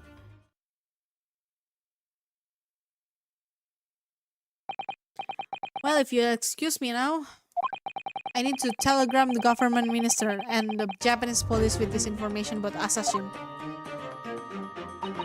Of course, Father. Thank you. I look forward to the next month installment, Mrs. Wilson. Oh, good, and please do come to Baker Street sometime, won't you? We'd love to entertain you. I would be delighted. The best of luck for tomorrow, Naruhodo. And give my suggestion your full consideration, won't you? Yes, I will. Going back home? What, you already like London? That's it? You like London so much that you want to stay? You know, Kazuma-sama has always meant a great deal to my father. I'm sure he'd love the chance to meet with him and talk with him about all of this. Yes, no doubt. Assassin. Of course, it's so obvious. How could I have neglected to consider the possibility before now? Ah, Mr. Schultz! Where have you been? Why, I joined you all for tea, of course. What an extraordinary question. I didn't notice you at all. No matter, no matter. Anyway, to more pressing concerns. Mr. Naruhodo. Oh, yes? I must dispatch a telegram to your country at once. It is a matter of urgency. To Japan, you mean? Tell me, to whom can I entrust the task? Quickly now, who? Well... My father has just now left to send telegram to the Imperial Police Bureau of Japan himself. I see. Well, you look reliable enough for a bearded fellow. I don't think what father sports would be considered a beard, Mr. Sholmes. There's no moment to lose. Kindly ask your trusty his unshaven father to see this is sent. I will, but what is this? No question at this time, if you please, Mrs. Sato. All we can do is pray that for once, my deduction is right. Doesn't that imply that your deductions are normally correct, Mr. Sholmes? Now then! You may be surprised to learn that I am a very busy man. I certainly have no time to hide behind CDs and eavesdrops on other people's conversation. That's what joining us for team meant. I leave the sending of this to your hands, my dear fellows. Oh, wait a minute, Mr. Sholmes! He just sort of ran off, didn't he? At quite a pace. And he left the unpaid bill for his tea behind too. I must catch up with father at the telegraph office at once. And I'll write and call us a cab straight away. And there was me thinking everyone would be clamoring to pay Mr. Sholmes' bill.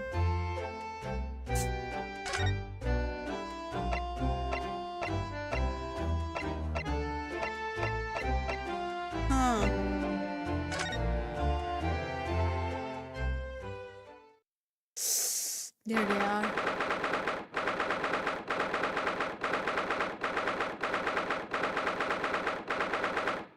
Oh my god.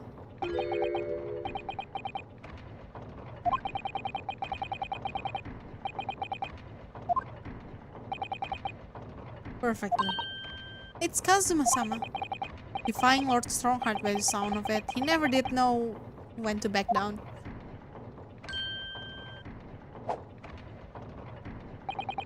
On your way now, Asogi. My lord.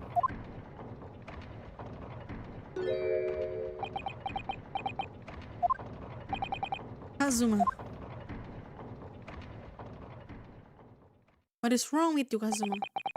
He left without saying a word. Yes, what are you doing here?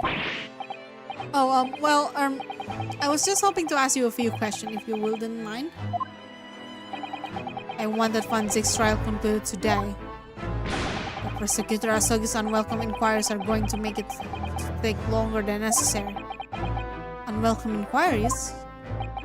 As a result, I'm losing even more precious time. Currently 2 hours, 55 minutes and 41 seconds, 42, 43. Then we must resolve everything before 3 hours have passed, Mr. Naruhodo. In a miraculous not even 5 minutes? Anyway, I cannot let the man's obvious bad mood put me off. I need information.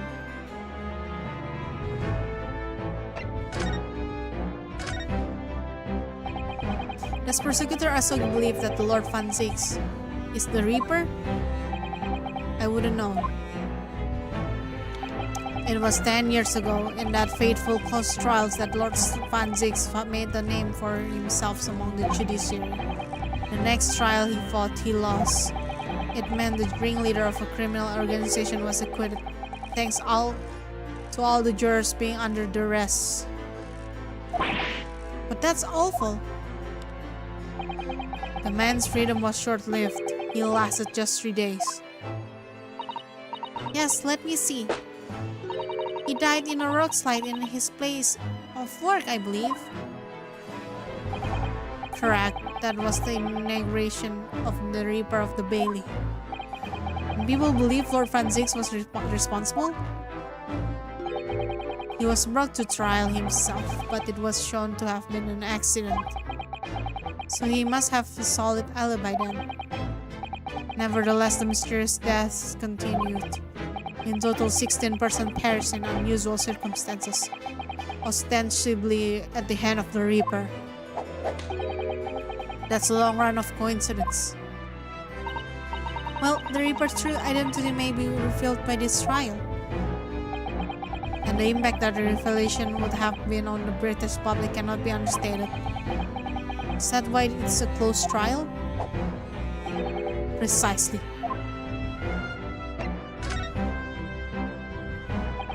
This country hasn't seen a closed trial for 10 years.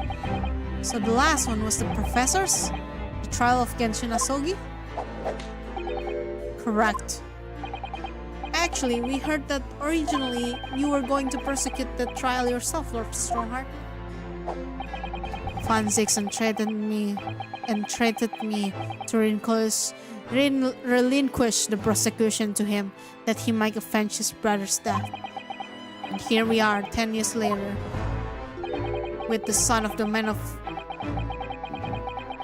Fanzix that had condemned, now looking to avenge his father's death in the same way. They do say that what goes around comes around. However, it would seem that the new young prosecutor has harboring some ulterior motive as well. Kazumais? I like my organization to run smoothly in the exact manner that I prescribe. As with the giant clock in here, I won't tolerate a single cock being out of step with the others. So that's what all these gears are about in here. The young man refuses to mess with the other parts of my great machine. I will be forced to take steps. What do you mean? Not something in which you need to concern yourself. In any case, all your questions will be answered tomorrow.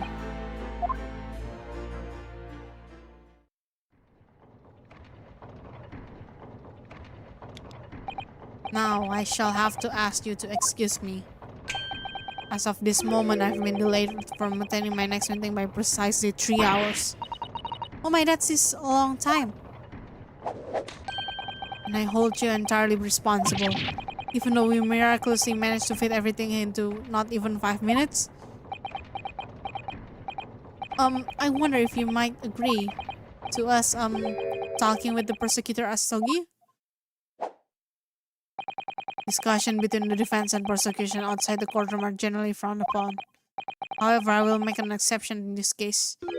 Now go. You can find him in his office. Oh, thank you.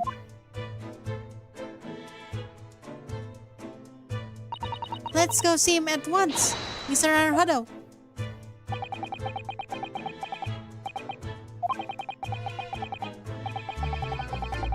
Oh no.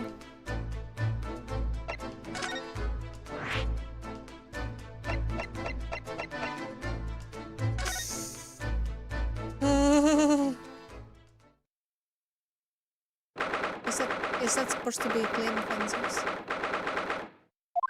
Who knows? Oh, look at that! So cute.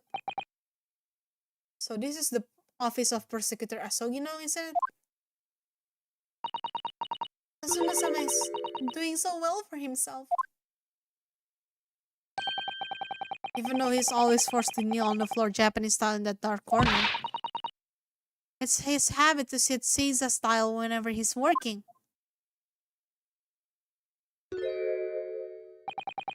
Kazuma.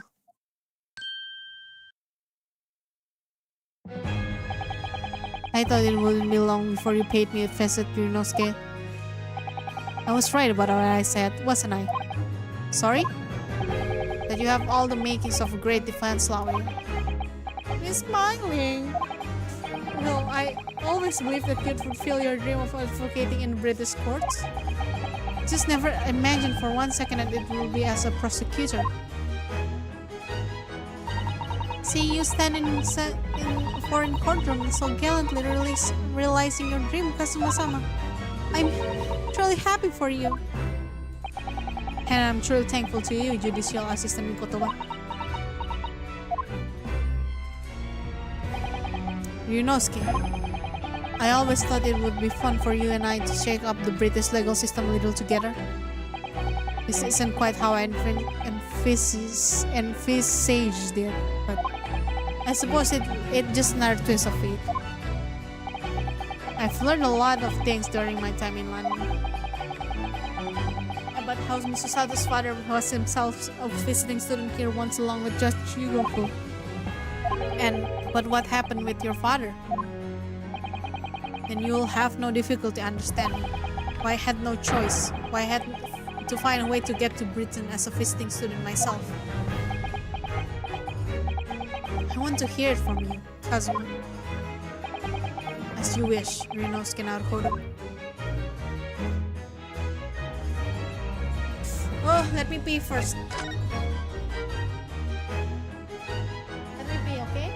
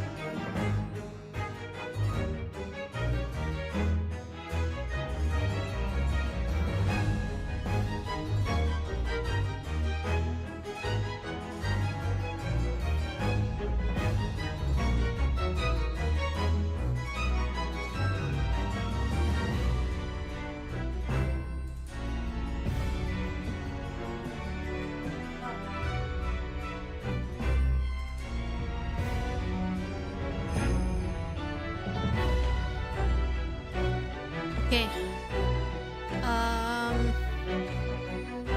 Your disappearance. It's getting on for a year now. Since what happened in SS Korea. We were heading across the oceans from Japan to Great Britain when a bizarre series of coincidences led to those tragic events.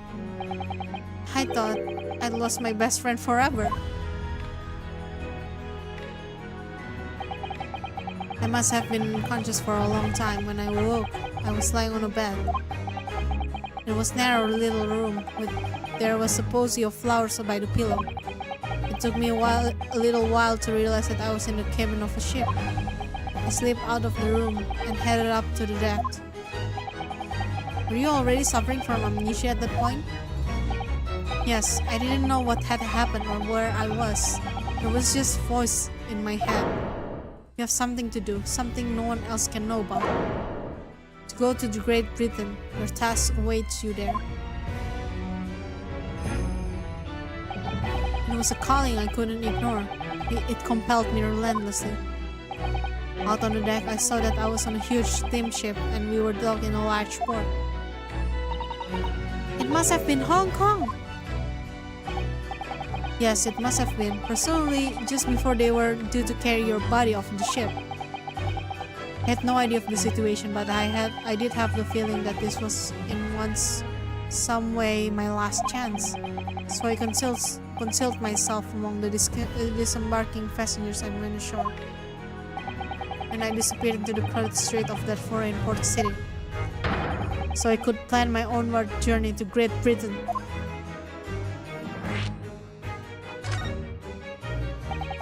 Just under a year ago, with all my past memories lost to me, I was left behind in Hong Kong. Everything was foreign to me. Sights, sounds, smells, my head reeled. I was truly at loss. I realized now that I had escaped as a dead man, with nothing but the clothes on my back. No money, of course. Oh, how terrifying for you! Luckily though, I had two feathers in my cap. One being your knowledge of English, I suppose. That's right, and one on the back of that I was able to pick up some work as a deckhand on a cargo ship. Eventually, after calling at countless ports, I finally arrived at Dover. That must have been some 3 months ago now. Your formidable tenacity of purpose. Your formidable tenacity of purpose showing itself again. I mean, the man had lost his memory and had literally nothing to his name, but he still managed to make his way to London on the opposite side of the world. Of course, I had no idea why I had moved heaven and earth to get here at that point. So, how did you end up becoming Lord Fanzik's apprentice then? That can only be called an extraordinary stroke of luck, really. You see, I was stopped at the border because I had no papers. They took me straight to Scotland Yard. And by sheer coincidence, Lord Strongheart was there to attend a meeting. That's when the second feather in my cap came to play. Could that have been your knowledge of the law? Yes, exactly. Lord Strongheart was curious about an Easterner with intimate knowledge of British law. He took me back with him to the Supreme Court and assigned me to the prosecutor's office. And then 9 days ago, you finally got your memories back after a trial involving Drebber. Yes, I did.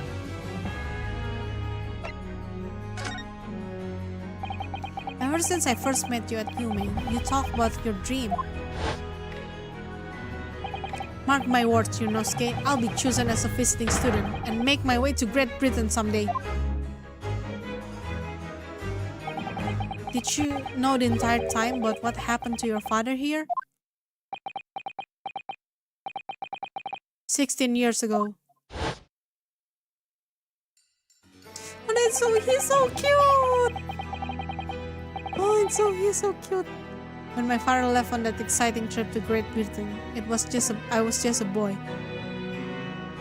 Wait, how many years ago? 10 years ago, right? Why is it 16 years ago? Okay, 16 years ago.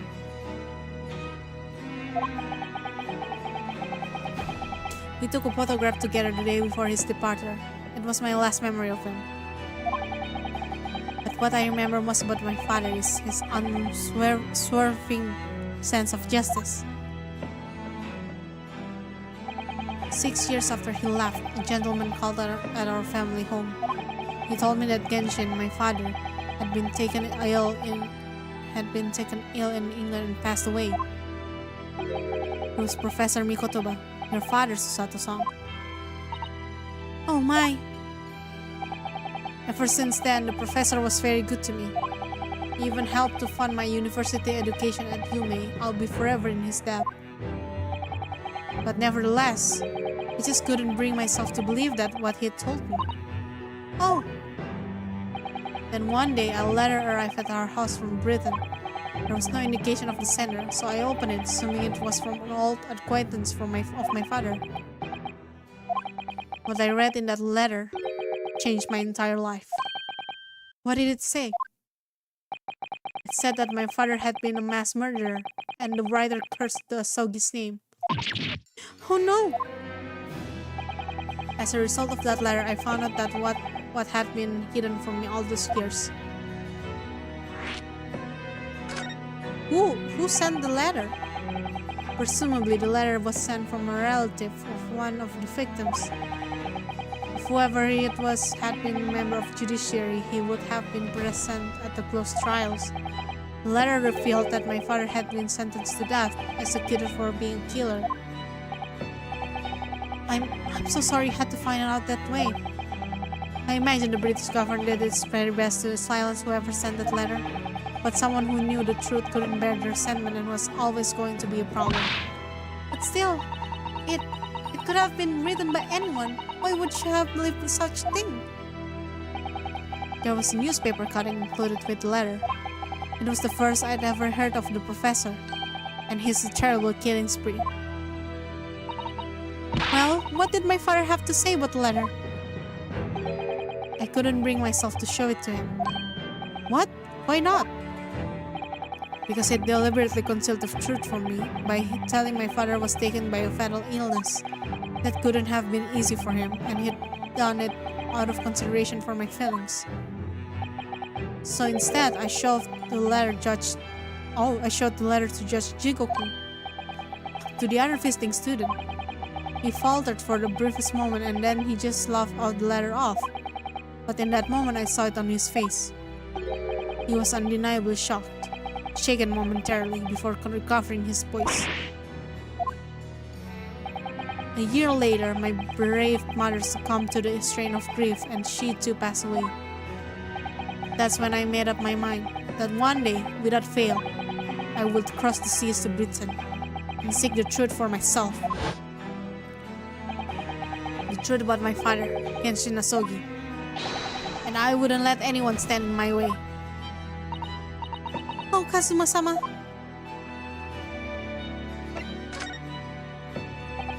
What we learned today in court turned things completely on their head. It was an impressive piece of lawyering. Ryunosuke Naruhodo. Lord Fan 6 isn't the Reaper, you know. I almost don't want to believe it myself, but it turns out that Inspector Gregson himself, the victim, was... It's clear that the Inspector was behind the Reaper's activity all along. What? You mean you knew? The real question is, who's been giving orders to the Inspector? Yes, Bart Van Zix is the real Reaper. And I know that 10 years ago, it was him who decided my father must be the mass murderer and sent him to his grave. No, he was merely seeing that justice was done to as the law dictates. He's not to blame. Ultimately, it's people who condemn people. The law is just a tool that they use to do it. And when a man condemns another, he must take responsibility for his actions. Of course he must. But I know for certain that my father would never have taken another man's life. Kazuma. On the contrary, my father's life was taken by the Reaper.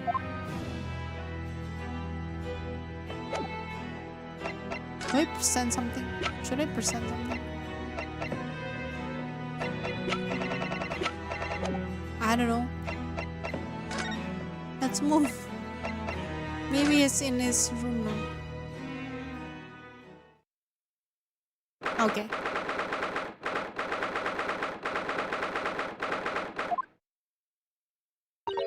This is the word Mr. Vigil was brought, apparently. To be frank, I'm a little worried about seeing him again. The lawyer. Hello again. Are you feeling better now, Mr. Vigil? Yes, thank you. Somewhat better. I'm so sorry to have caused you to... I mean, it was because of me. If I hadn't exposed your secret and forced you to remember things you obviously tried to forget.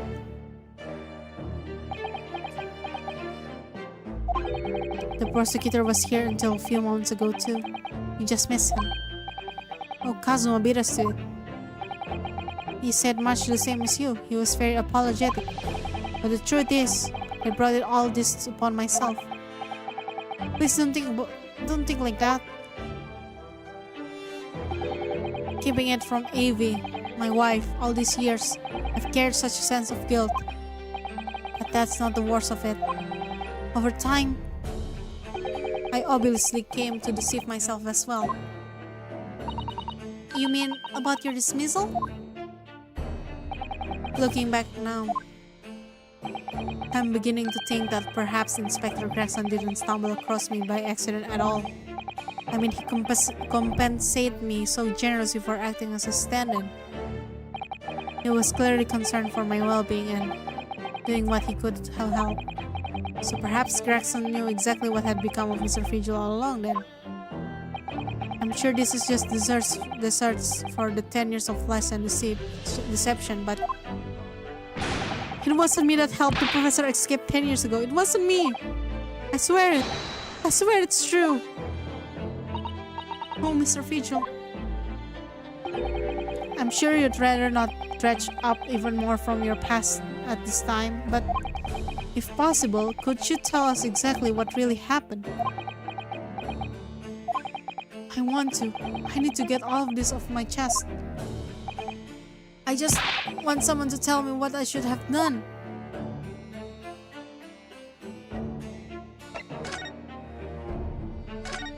Gregson's request. Inspector Gregson was obviously engaged in a special operation of some sort. He was investigating something that even Scotland Yard couldn't know about. Details of the Reaper's marks, yes. It was when he had to carry out those investigations. I would take his identification and impersonate him. You'd pretend to be an inspector to carry out the investigation on his behalf. Oh no, never! Common street peddler who couldn't possibly carry out the proper police investigation. I would do was to go to the specified location and make a little hoo-ha. Just something to leave an impression so everyone there would think a detective called Gregson was here.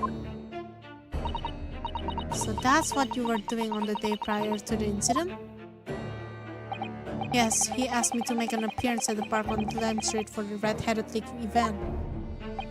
So as usual, I flashed the inspector's identification around and he was very vocal about my presence. But then you were taken prisoner by those red-headed fraudsters. Yes. So you will always make a point showing Gregson's identification and generally being loud? That's what the inspector asked me to do, yes. Well, that's one way of becoming a legendary detective, I suppose. Not a good one, though. And as you know, I suffered this bruising around my neck at their hands. But the following day, they kept their word and released me, without returning the inspector identification to you. However, we had arranged to meet at the Flintstone Street room at 5 that day so I could report back to the inspector. But at the agreed time, that's when I heard the gunshot.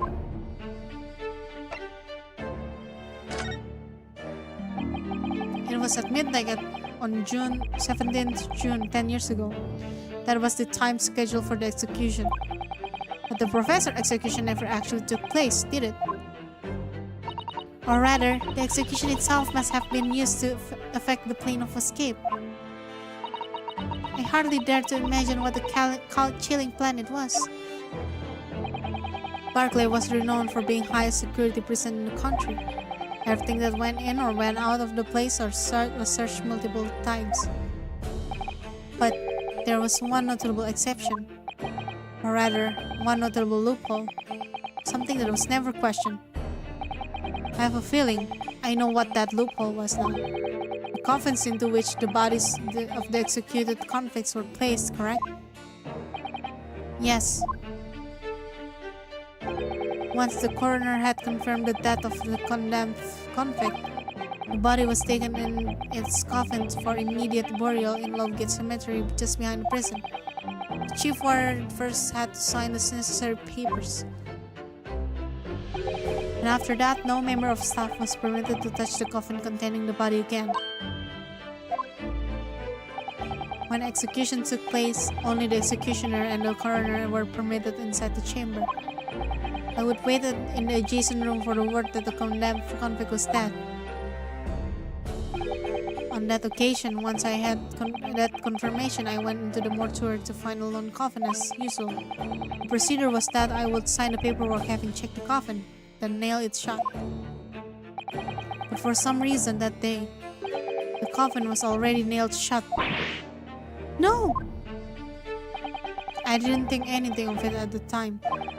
I assumed that my deputy must have checked the coffin and nailed it shut before I arrived. So you mean the coffin contained...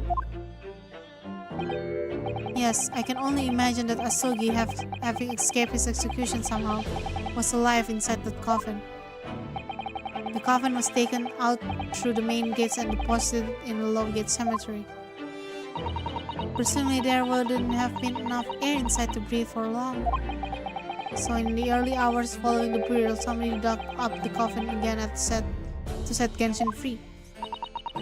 But in the end, he was fatally shot in the graveyard anyway. What on earth really happened in Lovegate Cemetery that night, I wonder? I'm afraid I really don't know.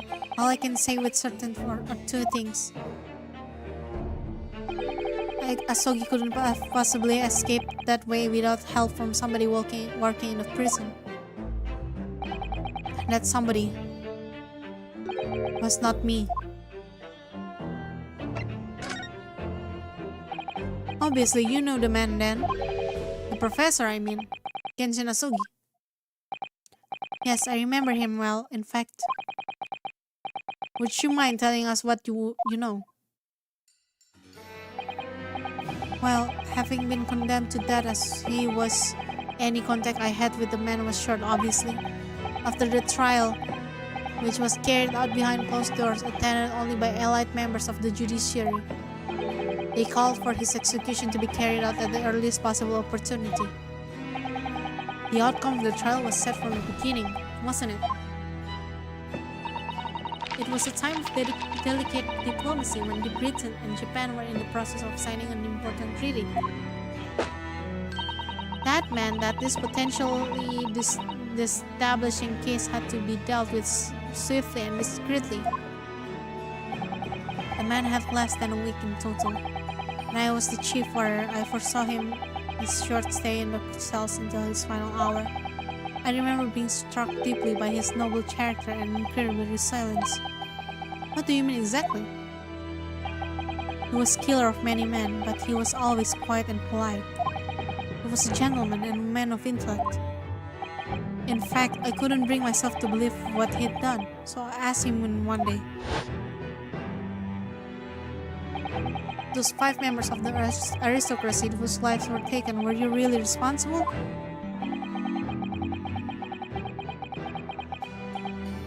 I'm guilty of the unforgivable crime of ending another human's life, yes. The following day, the closed trial took place, and the verdict was no surprise. Guilty. That night, when he was brought back to his cell, I saw something. Something. Unusual. Something unusual? Like what? The last will and testament of Genshin Asogi.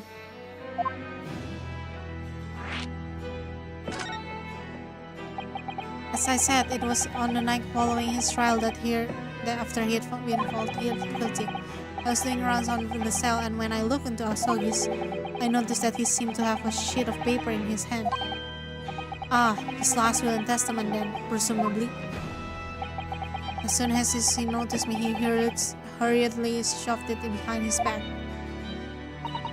But why did you find that so unusual? Isn't it normal for a man to append a will when he knows his death is nigh? Yes, that's true, but there's a special condition to Asogi's incarceration, you see. What sort of conditions? Well, even though he was held in a cell designed for condemned inmates, he was allowed to keep his personal effects with him, with one exception. Really? He was allowed his things? That is unusual, certainly. Of course, he had been convicted of killing 5 members of the aristocracy, but at the same time, he was a guest in our country from the Empire of Japan. The power that we were determined by that his final stays wouldn't be needlessly uncomfortable. And what was the exception you mentioned? To the personal effects that he was allowed? That's the point. He wasn't permitted to have writing materials. Specifically, no pens and paper. So he was prevented from leaving any written record of what happened to him. Yes, that was the long and short of it. I have no idea where he obtained that paper, and many writing materials would have been confiscated from him upon his incarceration.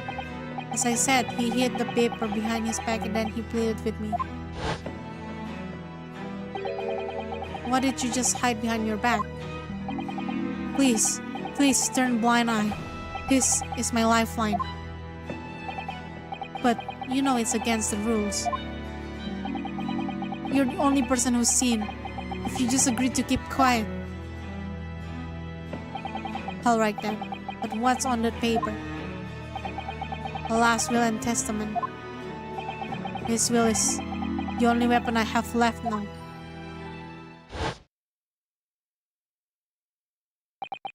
How can a wheel be a weapon? So I decided to pretend I'd seen nothing and I let him keep his wheel. But then later, it just seemed to vanish without a trace. What? What do you mean? It's vanished? It would seem that it isn't in the end of the story of this mysterious wheel.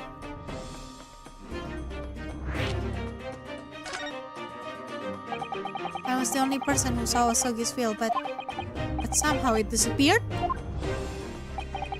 It was after Asogi's execution, which was actually an elaborate jailbreak. The warders gathered up Asogi's possessions that were in his cell. They were all to be sent back to his family home in Japan, you see. To poor Kazuma-sama.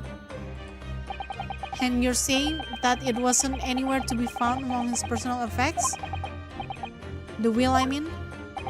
That's right, though I didn't search through that myself. But Governor Caden was livid. He was screaming. It cannot have been they've disappeared completely. That doesn't quite make sense though, does it? In what way? Well, we'd understood that only Mr. Vigil was aware of the wheel's existence. In which case, how did the prison governor know to look for it? Oh yes, you're right! I really don't know how he knew. But it certainly seemed as though he knew of the wheel's existence from the outset. Only he didn't revere it as a wheel. What he said was... the Asogi Papers. What? What is the Asogi Papers? Asogi Papers? I really cannot tell you anything of the subsequent events. Because, well, of what happened. Your dismissal and the way you blocked it all from your memory. I'd forgotten all this until today. I don't suppose it's relevant to the case though. Well anyway, thank you very much for sharing it with us, Mr. Vigil. We're very grateful. We're very grateful. Wow. The wheel disappeared? I'm afraid there's really little more that I can tell you. My wife Evie will be here shortly, so I do hope I don't appear rude, but... No, not at all. Thank you yet. But what will become of you now? Well, impersonating a police officer is a criminal offense, of course. Imagine that once I'm fully recovered, I shall be arrested. I'm so sorry. Don't be, please. This was all my own doing. I always knew that this day would come. Well, I wish you well. Goodbye, Mr. Vigil. What? Before you go, there's just one thing. Oh, yes? Well, what is it? The Asogi Papers. I'd be very grateful if you'd make no mention of it, of the things I told you about them. Presumably for some good reason. It's my understanding that their very existence is a closely guarded secret. If it became known that I'd remembered, well, it could be rather troublesome, I think. I understand. Some sort of will that Genshin Asogi penned just before his death.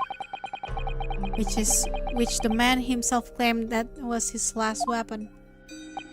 I wonder, perhaps it had something to do with his plan to escape. If there's anyone who might know more about the document that Kazuma's father left behind, it would be Mr. Vigil's governor.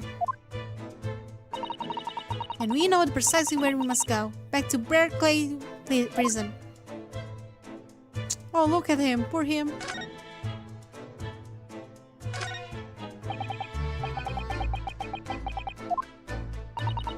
You know, his disguise as Mr. Gossip was really quite masterful, wasn't it? I cannot remember anything about it except the floppy lip. I imagine that not even his wife would have recognized him. Perhaps, but did he really have to take it quite so far?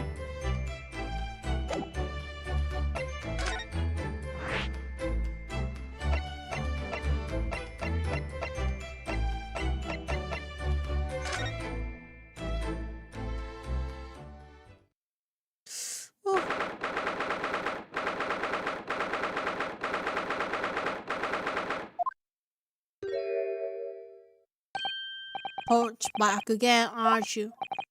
Yes, hello? I've heard all about your investigation. I read the report just now. You found him, eh? Visual. Yes, luckily. Well, anywho, laddie doesn't work here no more, so your case not to do with Barclay. I would like you to get the wrong idea about that. Of course, yes. Mr. Visual stopped working here 10 years ago now, so... Yes, we've seen his dismissal notice, haven't we? He was given the job. Aye, Kimmer, you can very well. So how about wheel handcuff biscuit? Oh, they really are little handcuffs and has hard test irons too. So, what brought you down here today? Well, there's something else we'd like to ask you about actually. Is that so?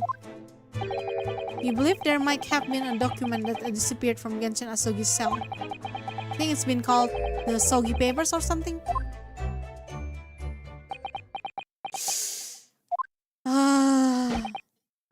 Did I not say Gregson's death is not what to do with things that might have happened at Barclay? Leave the past in the past, lady. Let's not further about with relevant details. His expression changed completely. True. You're clearly into something here.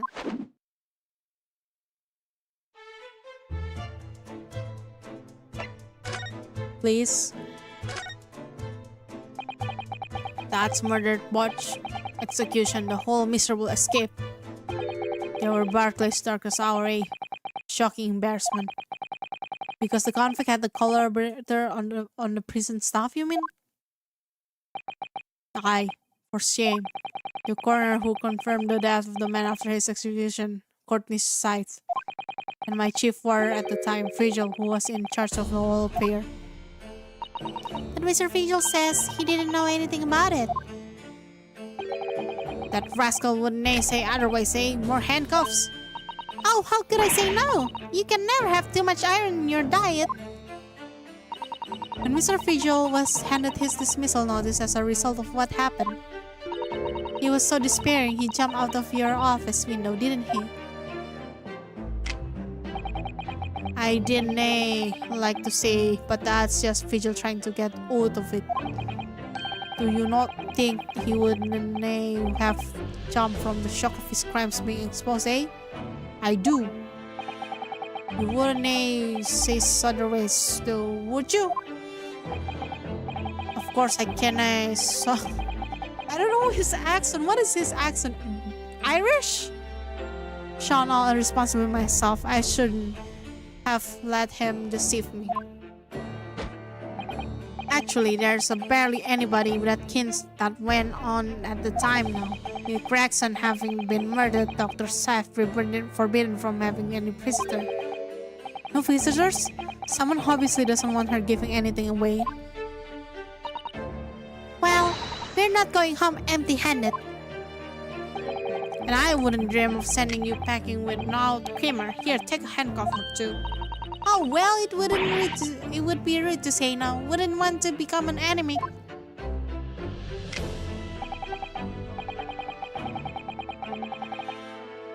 I suppose if there's anybody who might still keen about what happened back then, it'd be the last from the forensic division, Mario Gore.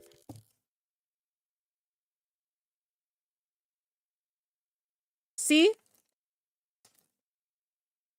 See what I told you? We would know about Mario Gore again. It's like, who is this girl? Mario Gore? Aye, Sight's daughter. She didn't have no more, just that one. Oh, Sight's. But the wee Barnes followed her mam's footstep. Didn't they ever see her without scalpel in her hand? Ah. Oh, it's her. I remember now. Yeah. Mama, what is this? Ah, where did she spring from? And did she just call the doctor Mama?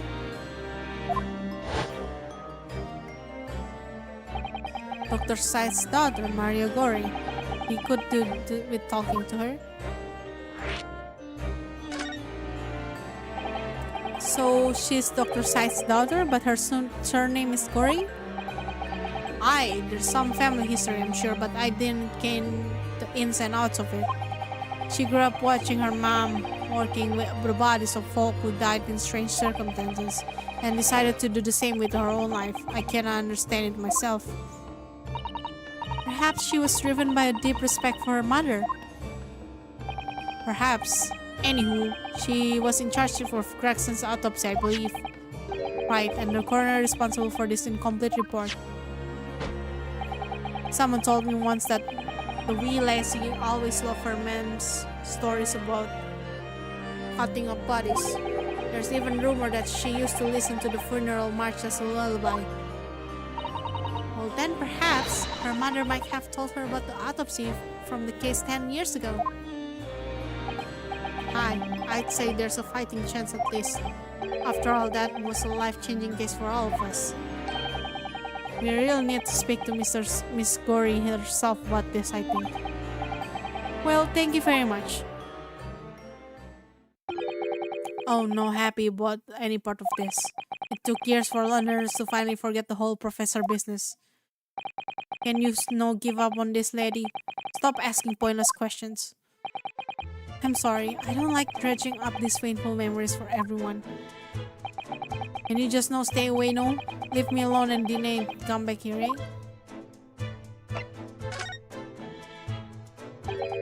How'd you come keen about that, lady? There's no many folk even here in the prison who've heard of those papers. Well, cannot tell me, Mr. Figel told me. I'm afraid our sources must remain very confidential, sir. We've been led to believe the papers are actually the last will and testament, is that right? The professor, or rather Genshin Asogi's.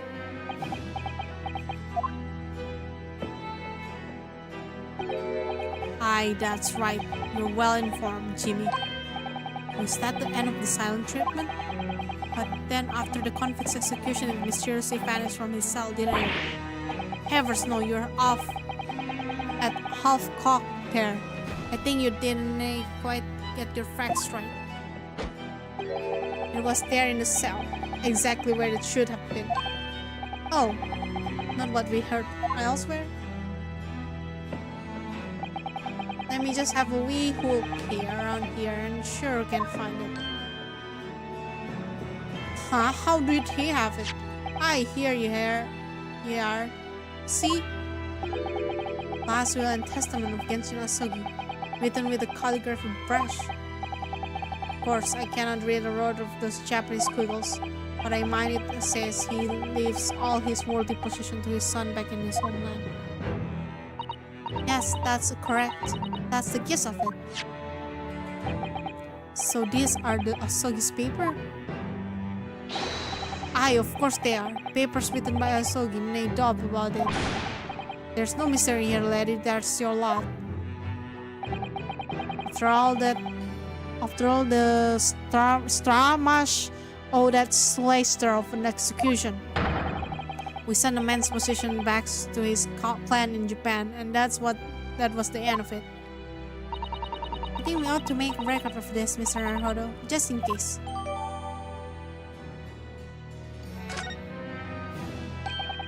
One thing before you go on your way, Mr. Naruhodo. Oh yes? These papers are now to do with Gregson's death.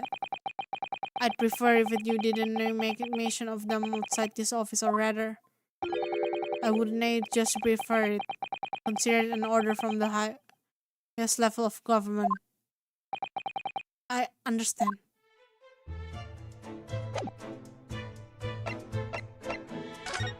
That is so scary.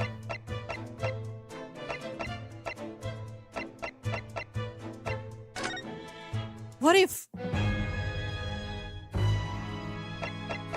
we present it to Asogi?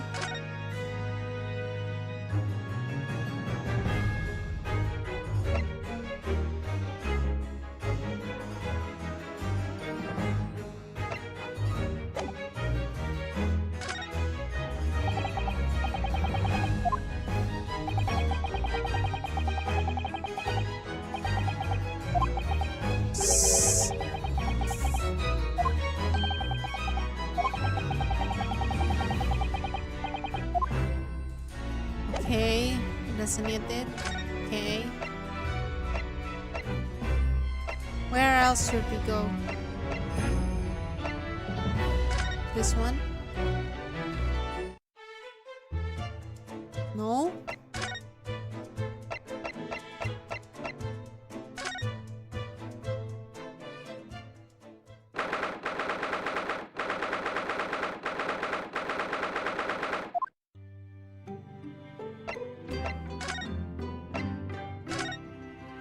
We haven't got the soul suit. Oh, we did. Hmm.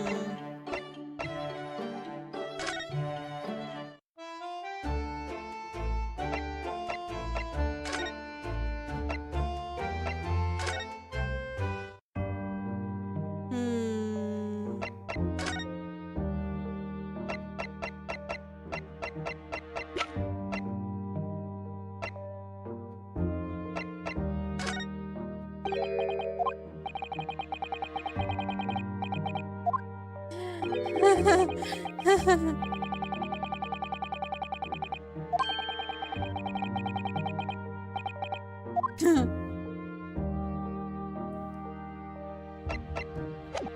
What is it?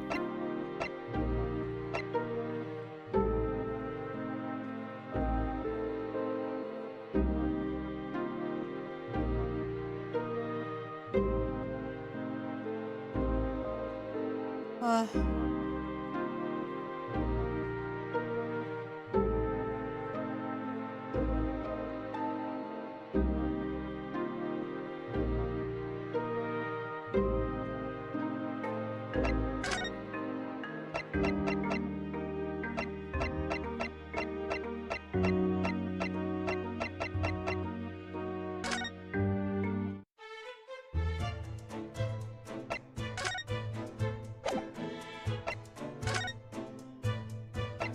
hmm?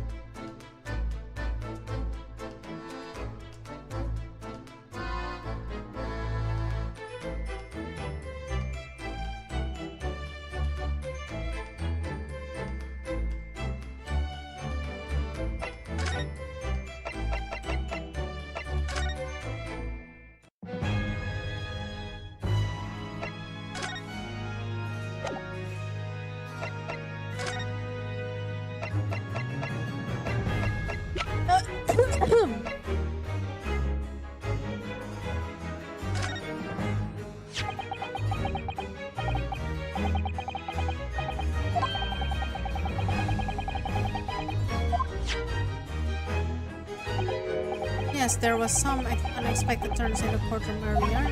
The suggestions you came up with certainly took everyone by surprise. The idea that the victim died the previous day at some other location is quite something. And considering that the pocket watch had stopped and the scorch marks on the candle, it certainly is a distinct possibility. The evidence and the scene both point to it. To be honest, it bothered me too, so I paid a visit to autopsy room earlier. The coroner responsible wasn't there, but I got the name. It's Dr. Gory. It wouldn't trouble you, Kazuma-sama. We'd very much like to speak with the coroner too. Of course, the last thing I want is for anything to be brushed under the carpet.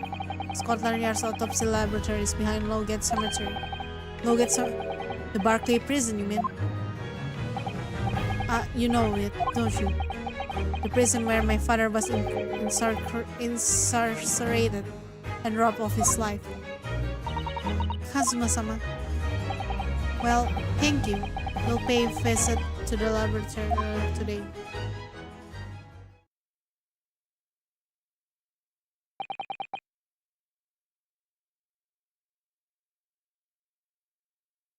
Yunosuke, I want to thank you. For what? What for? For this. You safeguard the soul of the Asogi clan. Well, it's a famous sword that has been in your family for generations. My only slight regret is that I never get the chance to draw it before I return it to you. Karmas is said to have been forged by master swordsmiths during the Sengoku Warring States period. They come from a long lineage of warriors, many of whom were expert swordsmen. Well then, you're a chip of the old block, I'd say. This blade, Karma, is the symbol of the Asogi's clan's honor and might. Apparently, one of my father's apprentices even took the blade's name for his surname. Really? Karuma?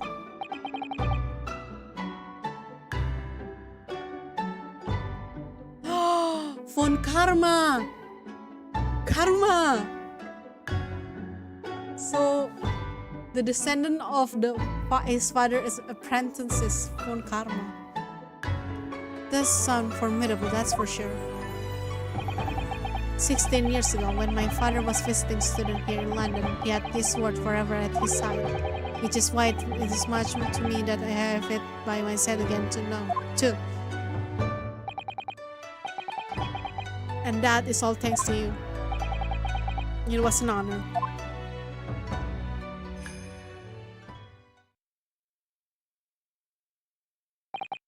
Now, I have preparation to make for tomorrow. Perhaps I said a little too much. Kazuma, you've changed. No, Ryunosuke, I haven't changed at all.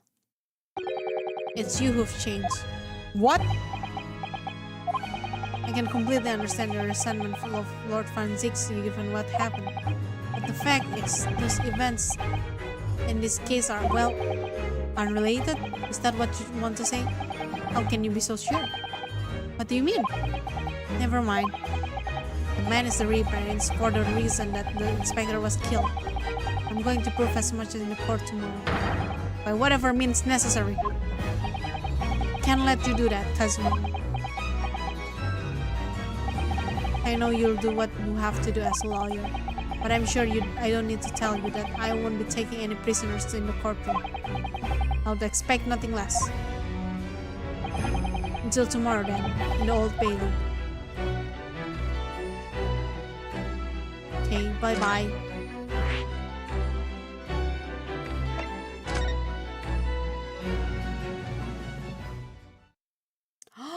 Look at that! How cute! It's not cute!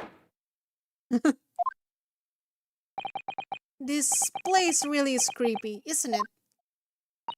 Well, being a dead room, it's probably full of spirits of the dissected. But actually, there's a rather pleasant scent of roses in the air. Well, being a dead room, the corner probably needs bold scent like that to mask the odor of death. Iris, do you think we could change the subject?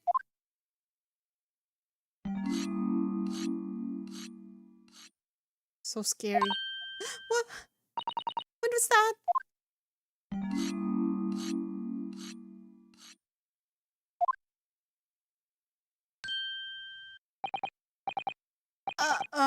Dr. Gory? Oh my god, she's so scary. What? That noise before, it was sharp. I was sharpening my tools. I'd be dead meat if I didn't keep perfect thin edge on them. Right. When following the collagen fibers in the dermis on an expertly sharpened scalpel, cuts like cheese. Would you like a demonstration? Oh yes, please. I'd love to see. Then, I think you'd do nicely.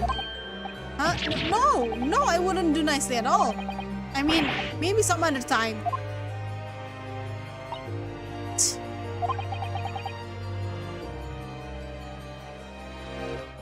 What was that, I thought? Well, we came here to ask questions, so... It's so scary.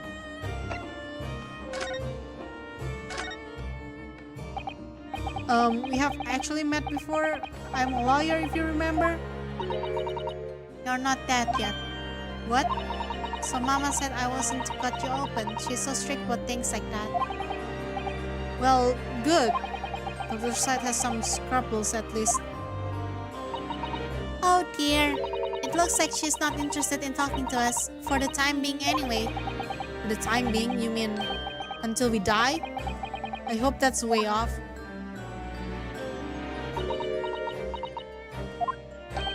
Sorry, but I wasn't planning on dying anytime soon. Surely there was some less drastic way of making her listen. Really?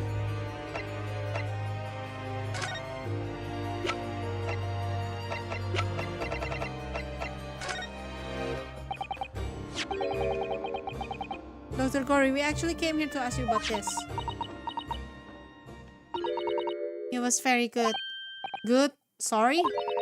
His skin didn't snag my blade once, and very little mess. His joints dislocated easily, and his muscle tissue was a pleasure to work with. We can skip those details. But there's one thing about the report that caught my attention. You don't seem to have recorded the time of death.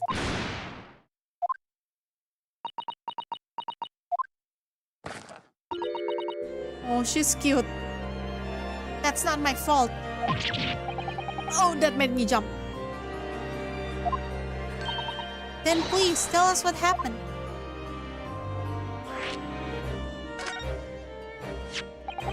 So, why doesn't this autopsy report include the victim's time of death then? It's really the most crucial detail. I was told not to write it. What? By whom? Miles Strongheart, the Lord Chief Justice. He came here. I definitely know Lord Strongheart is the big bad guy. He's the big bad. He's the one who ordered Gregson to kill all those peoples.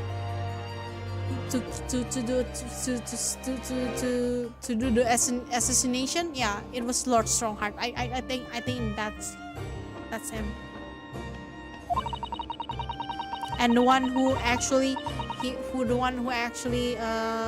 helped Genshin Asogi break away from his prison is actually him too. Probably. It's all his plan to make Britons, I don't know, whatever his plan is. He said that from the witness statement about the gunshot and the other difference, it was obvious. The man clearly died at 5 p.m. on 1st November when the gunshot was heard. But that's not the time of death you wrote on the report. You didn't write anything. Was there some reason you didn't include it? Dr. Gory, you're hiding something under Lord Strongheart's instructions. Then sooner or later, you're going to go to the same way as your mother. Give it here, Dan. What is he scribbling so fiercely? There. You've written... What? What's his written? Tell us! Indeterminate. Indeterminate. But...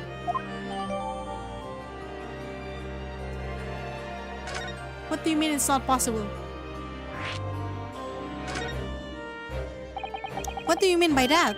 Why was the time of the death is indeterminate? When the specimen was brought in, it was still fresh. So the time of death could have easily coincided with the gunshot was heard. But there was one small discrepancy. What discrepancy? There was some fried fish in the pocket of the specimen's overcoat. And that fish had started to rot. What? If the victim liked fried fish, he'd presumably like to eat it before it went off. Well, yes, that's what are you really trying to say? It's possible that someone tried to manipulate the apparent time of death. Is that even possible to do? Theoretically, if you were to chill the body in ice, you could delay the onset of putrefaction. And if the overcoat wasn't on the body at all time, then only the fish would have started to rot. With today's science, it's not yet possible to determine if the body was chilled or not. But today's science is advanced enough to let you freeze a corpse, it seems. But surely, to chill a corpse like that would require an enormous electrical refrigerator. And I don't imagine many households in London are equipped with such a device. No, definitely not, but maybe in a factory or some other special places? I don't recall seeing any factories or such like on Fresno Street though. I wonder if the inspector body has been shielded somehow. What might the actual time of that have been? I couldn't say for sure. But at the most, it might have been the day. It might have been a day already earlier. No. In other words, it would corroborate your previous suggestion, Mr. Naruhodo. That Inspector Gregson was killed a day before his body was discovered at a different location.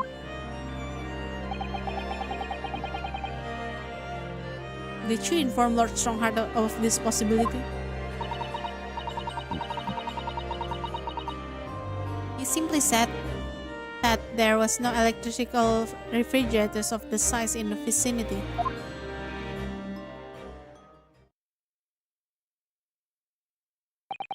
Oh yes, one other thing. It's something the governors of Barclay Prison told us. He said that your mother, Dr. Syed, was responsible for confirming the death of the professor after his execution. The professor? Apparently, you always enjoyed listening to your mother's stories about her work, so... We were wondering if you might know something about what happened 10 years ago. That's not all Mama did. Sorry? My mama carried out the autopsy of Clint Van Zix as well. Wow, she looks so bright. What? Really? The brother of Lord Van Zix? The professor's final victim? The idea of carrying out an autopsy on a member of the aristocracy was completely unthinkable back then. But the detective in charge of the investigation insisted and was miraculously authorized. The detective being Inspector Gregson, of course. What an accomplishment for one man. That autopsy provided the vital clue needed to arrest the killer. And Mama was there for the historic event. What does all this mean? You know, that amazing autopsy happened right here in the spare room. The professor and the Clint Van Zix. They both spent their final moments before their burial on that dissection table there. So this lab, Mama's lab, was instrumental in some of the country's most important events. She really is proud of her mother. I wonder if you'd tell us more about exactly what happened back then, Dr. Gory.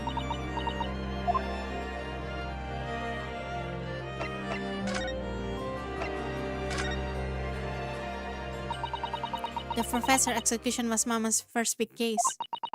She had to be in attendance at Barclay's prison execution chamber and sign the certificate to confirm the convict's death. Mama is the best coroner in the world, you know. I was so proud of her. But the execution didn't actually take place. No, and worse still, Mama actually helped with the jailbreak. I didn't want to know. Oh dear, you found out recently, you mean... I believe in her, in Mama, but... Now I wonder if I'm starting down the same path as her. You mean, because you omitted the time of death on this autopsy report? But that's because Lord Strongheart forbade you from including it. Just like my Mama. I'm sure she was coerced by somebody too. Yes, that's my feeling as well. There was no doubt that there were powerful forces at play 10 years ago.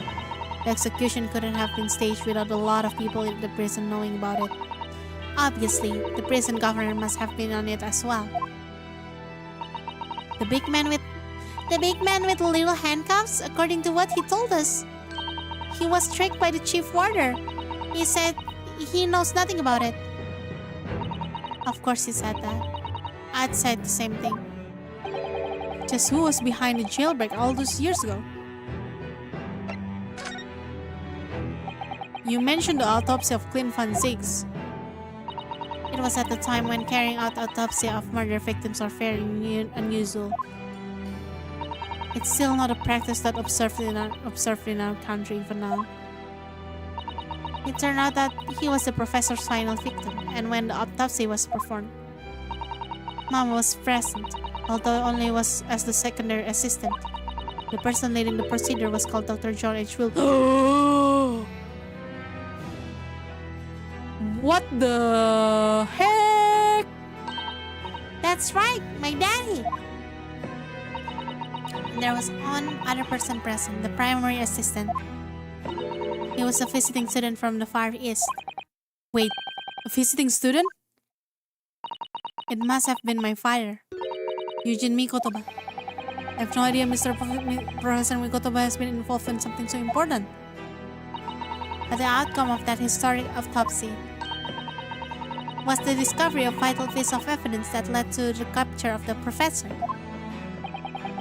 So that's how they came to identify Genshin Asogi as the famous mass murderer. Do you happen to know anything about the piece of evidence? Can you tell us more?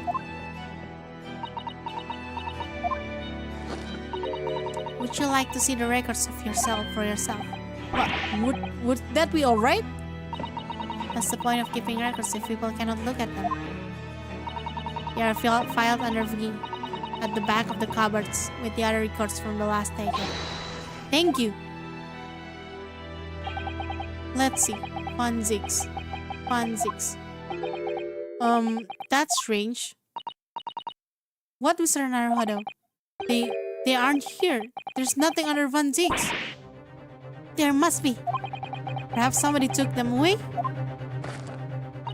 No one's allowed to take documents related to the professor case out of this room. But you're right. They're gone. Well, when was the last time somebody looked at them? Do you remember? It was... Oh yes, I remember now. It was 2 years ago. A consulting detective came one day, saying that he'd like to see the records. No. You don't mean... Sherlock Holmes? God, what the fuck is happening?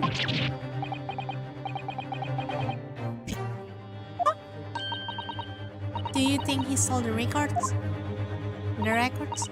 Oh no, surely not. This cannot be right, can it? Iris is shocked too. Wait, what? Iris?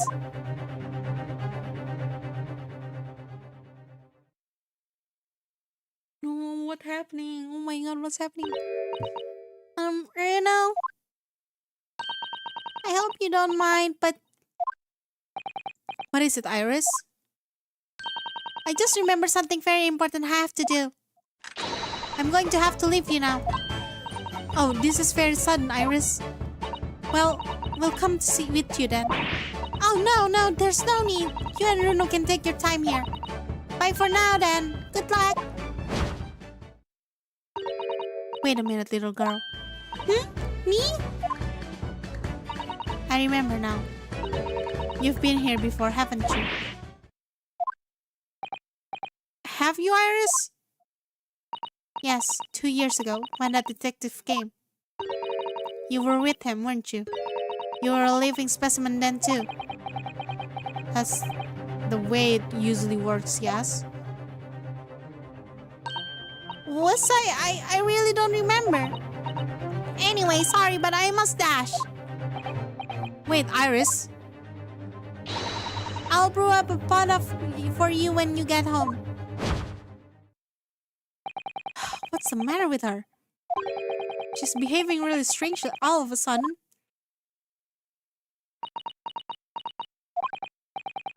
Well, in that case, we won't keep you any longer either. It's been quite a while since I had any visitors. This was really fun. But next time you come, I'd prefer if you're ready for dissection. I cannot make any promises, sorry. It's a bit strange that the records of Clint Van Ziggs' autopsy have disappeared. But I think we've asked all we came to ask now. She's actually really cute. Maria Gori, she's cute. Iris, you have some things to answer. No?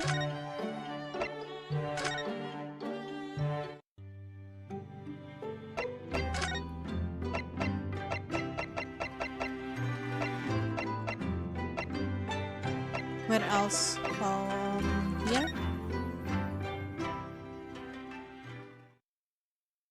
Okay. We're moving on. The police are still busily investigating here then. But Sheena's nowhere to be seen. Where is she? Yes, it has been blissfully quiet, isn't it? Perhaps she's out investigating on her own, practicing what her boss taught her. Well, I expect she'll be back for too long. Shall we wait? Actually, there's something different about this room since the last time we were here, isn't there? We could always use the time to investigate more thoroughly. Yeah, like what is this trunk over here? This is a little trunk that wasn't here before, was it? Oh, it appears to be made of metal. It must be very heavy. I wonder to whom it belongs. There's some initial outside. Look. TG. Obvious Gregson. Let's ask one of the policemen if they know how it came to be here. Oi! What you think they're doing? Gina? That's my trunk, that is. Hands off. Gina? Well, where are you hiding? Don't know, I'll leave you something unattended for a second, and every Tom, Dick, and Iris got his greedy eyes on it. Just a wild guess, Gina, but what? Speed it out, Rodo. Is it fair to say that you've only owned the trunk since this morning, child? What are you trying to say? Come on, this trunk goes with me everywhere. I've always asked. Everywhere I've been last year. Trying not to incur reward mainly.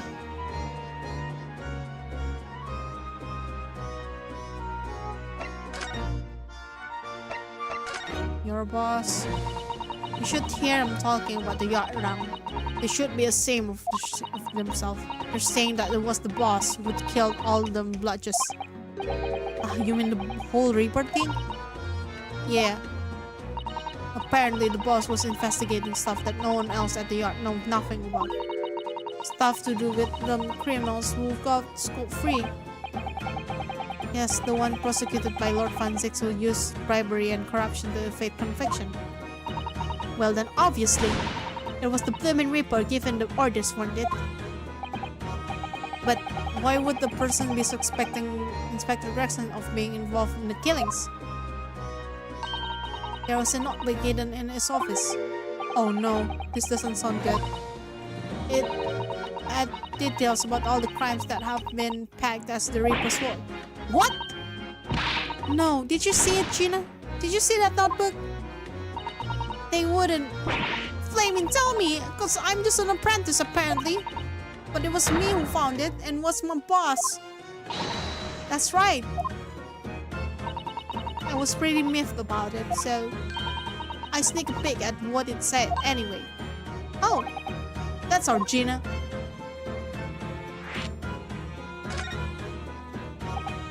So you managed to see what was written in Gregson's secret notebook anyway, did you? Way I see it, it's my right to read what he wrote. And what he had written, Gina. Dates, times, places, names, an old long list of them. All the details about the blood just supposed to have been done by the Reaper. But there could be an explanation for that. Perhaps it was a record of the inspector's investigation into the Reaper's activities. Exactly, that's what I said. That's the first thing you'd think, right? As it happens, it's full of names I recognize anyway. Well, the Reaper's target were almost exclusively known leaders of London's criminal underworld. Well, yeah, but there was one name right at the end. It was a bit odd. At the end of the list, you mean? Pretty sure the date against it was 31st of October. Oh, the day before the inspector was found dead. So what was the odd name? It weren't like a name I've ever seen before. It was something like, Nah, it's not good. I can't remember it. I don't think it was an English name. Put it that way. Oh dear. What a pity. There was something else too. I don't know if it matters, but the same name kept coming up over and over.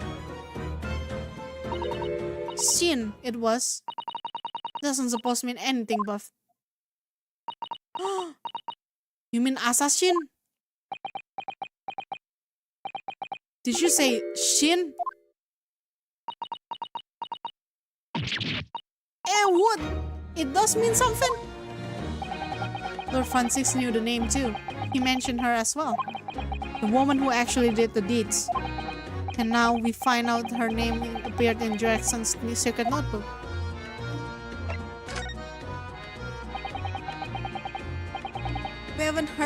We haven't seen you for a while, have we, Gina? Well, of course not. I've been busy, ain't I? Investigating that. The lads at the yard are trying to trace the boss movements of the day before it happened. Day before? That would be the undercover investigation into the red-headed link there. Only the boss didn't go, did they? You found some cuff who was pretending to be and didn't show though. Yes, it was Mr. Facial who actually went to the park on the Slime Street that day posing as Gregson. Well, anyway, you ain't the only one turning up stuff. I've got my own ways of getting results. Cute! When me and my partner Kia get together, there's nothing we can track down. Oh, little Toby! He's such a faithful friend. So, have you tracked anything down there? What you think, eh? Of course we have. Can't tell you though, police business, ain't it? Ugh. Anyway, the point is, if you lot have ever needed any help, you know who to turn to, right? Me and the royal hound here. Right, because he looks like so hellish ominous.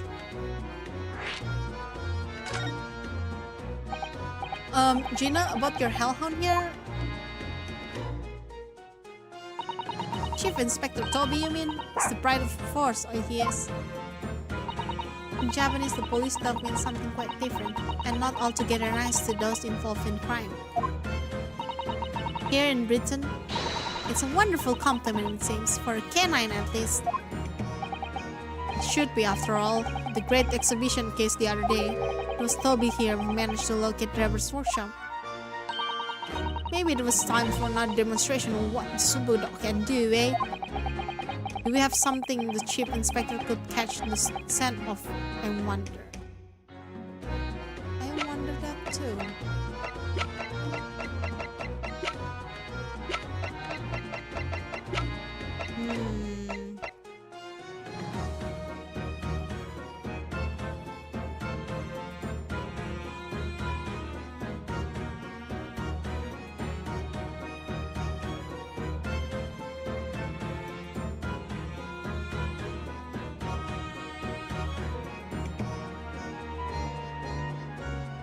What is this? Skip.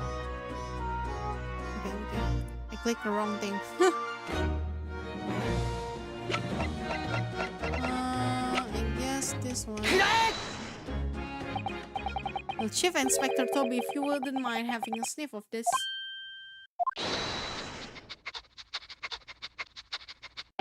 Cute!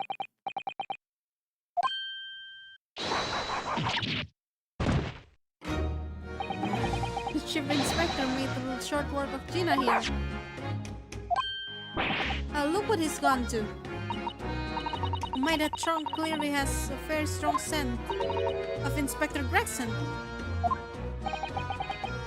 In other words, it must have belonged to him.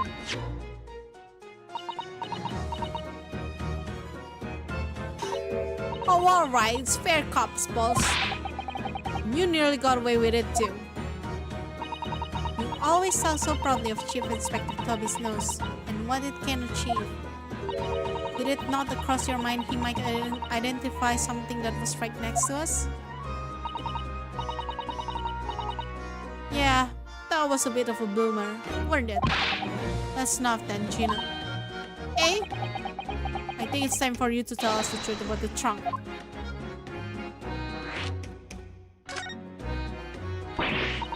It weren't like that. It just weren't.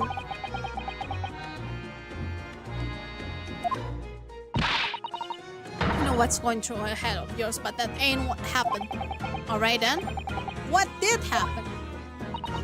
Well, like I said before, we were trying to trace the boss's movements. So I let Toby have a whiff of the boss overcoat. And soon as he donned identity went off like a shot. Straight to the sandwich. To a sandwich? Onto a bag of chips? Mr. Naruhodo, I believe Gina means the witness. Oh, I forgot about that sandwich. Yeah. He had it hidden between his wooden boards of his. The boss's trunk. You mean when they heard the sound of a gunshot and all piled in here? Exactly. He nabbed it from the scene. Goodness! Me and the chief inspector gave that sandwich a good grilling, and you know what he said? I thought it might face a good price under the chap wouldn't be needing it anymore, so... But that's all I did. Nothing more, nothing less. Would you Adam and Eve cheek of it, eh? Stealing the dad boss stuff to float. So Miss Venice wasn't the only one who meddled with the scene of the crime then. How could they? So anyway, that's how it happened. And it's pretty decent truck, so I figured I might as well make use of it. Is there somewhat wrong with that, eh? Well, maybe you and Mr. Sandwich will try to find the answer to that question altogether.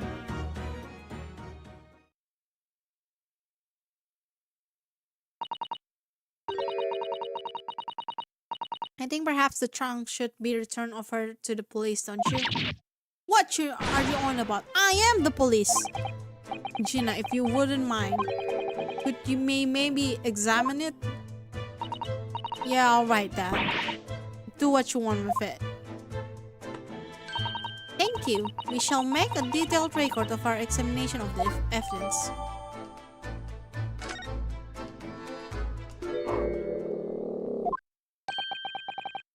What's the matter, Toby? Why is he acting so aggressively towards me all of a sudden? Mr. Naruhodo, be careful! It must be the trunk! Oh my god, this is so scary. Toby, oi, what are you doing? You're gonna lick his face off! Mr. Naruhodo! Mr. Naruhodo! Gina, quickly hail a carriage!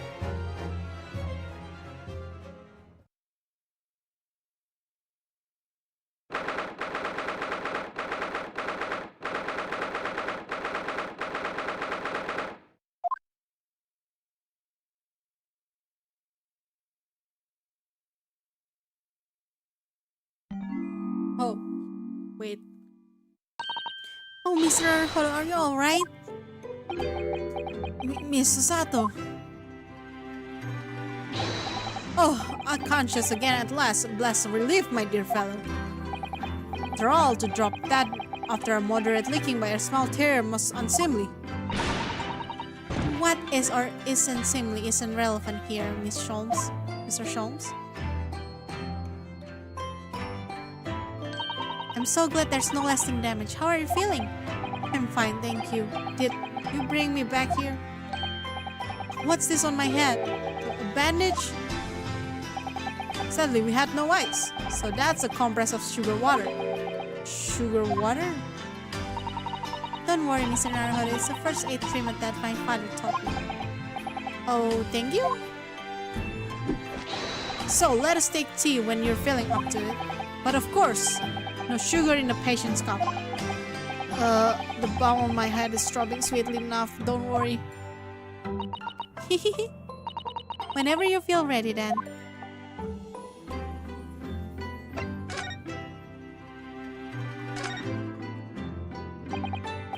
Thank you for your concern, Mr. Sholmes. My dear fellow, I think nothing of it. I must say, I was quite startled when I heard that you'd been attacked by a dog. For a moment, I feared the infamous murder of so many had come back from the dead. You mean the professor? Fortunately, I see your prized throat is unscathed. That stiff turn-up collar of yours obviously afforded some welcome protection. Was I that close to death? All I really remember is Doc licking my face over and over and over again. Well, if you wish to avoid such troubles in the future, a little mustard spread on the cheeks will do the trick. I should think that would balance the sweetness of your bandage rather splendidly.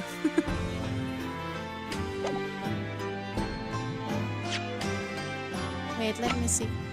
What is inside here?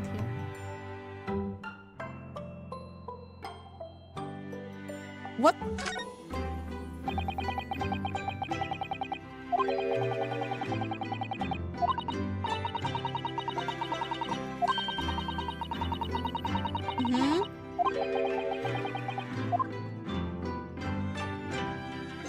Can we open this?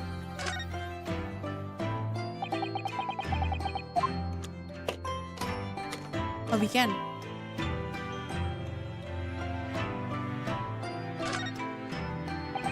Look at this dark stain here. Do you think? Yes, I'm afraid so. I think it's blood. Oh, I knew you were going to say that, so that presumably means that this was a present at the scene when Inspector Gregson was killed. It's the most logical conclusion, yes. I think that Jean has been carrying this all around with her. You didn't know any better. I suppose it does look like a grease stain from the fish and chips. What is this? Look, there's something inside. Let's see. It appears to be a passport authorizing him to travel overseas. Was Inspector Gregson to go to a trip abroad then? Perhaps the day departure might tell us something. That was... Oh! What is it? It was to travel on 31st October, just one day before the incident? What? Really? Gregson went to France the day before his body was discovered? Wait, what? I know he was going to France. He was going to... But like, I don't know.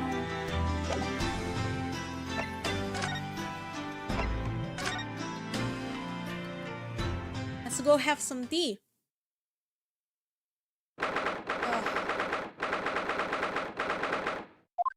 Her mit dem Schwarzbiergebot, brodend wie ein Feuerberg. What the? Den Schlund es mir verbrannt, ach Hopfen deine Wut. What on earth is going on here? Am I having a bad dream? Dem Knacker ich befahl.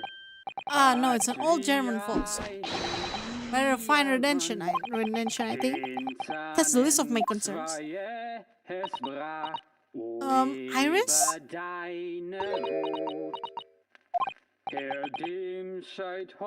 Iris, what's the matter?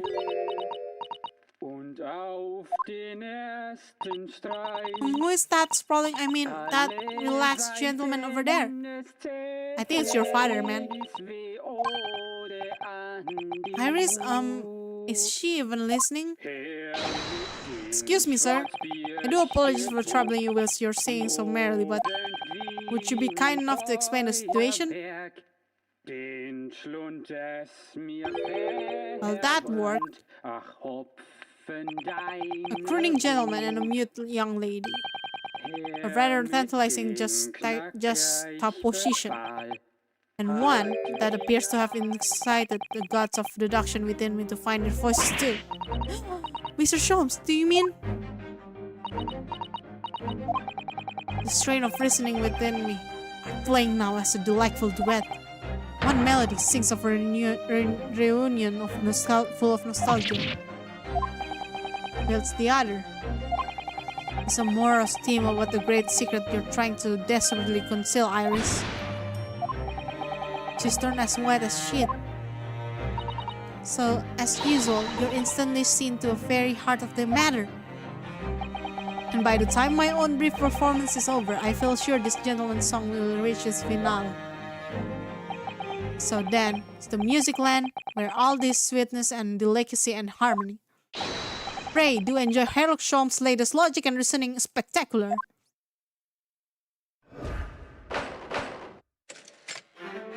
Okay. Man's identity. Firstly, we consider the gentleman's nationality. Clearly, he's a German who has no grasp of the English language. As evident by the Germanic song he sings and his apparent inability to understand when asked to desist. So why is the man here at all in such apparently high spirits? The answer, of course, Iris. It's clearly known to you. Indeed, we need only to follow the gaze of those bright young eyes to unravel the particular part of this mystery. The reason of the man's mildly irritating warbling is revealed by the herbal tea. You obviously offered our German guest a cup of your latest herbal. The tea's delectable flavor has made the man's spirit soar, and resulted in his joyful ditty tumbling incessantly from his lips, eagerly waiting, sampling on the flavor himself, that I may join the fellow in his state of elation. Now to the next question. Who exactly is this gentleman failing himself is truly the city?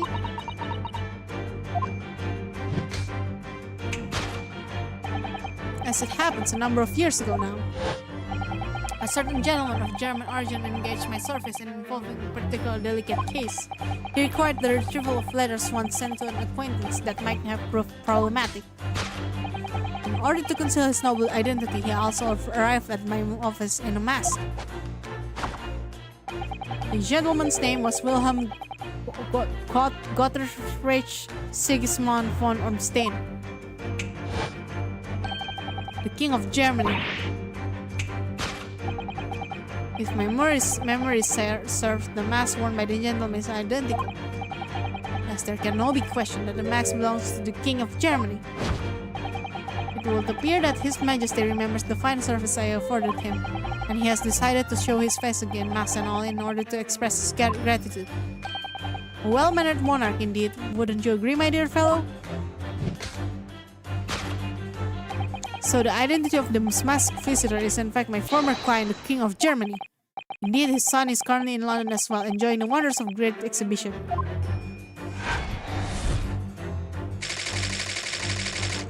That is so far-fetched. Girl silence. Which leaves us with one remaining imponderable. Yes, you, young Iris.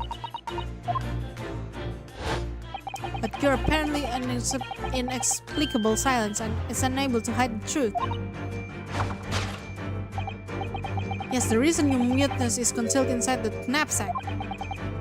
5-pound note, I believe I must say I use as your compatriot. I'm deeply saddened. It would appear that you've allowed yourself to be bribed to silence by His Royal Highness, earning yourself some spending money in exchange for keeping quiet about the king's secrets. And now the final piece of the puzzle. What is the secret you strive to hide with your silence, Iris? Yes, we need to only follow a brief involuntary twitch in your eyes to find the answer.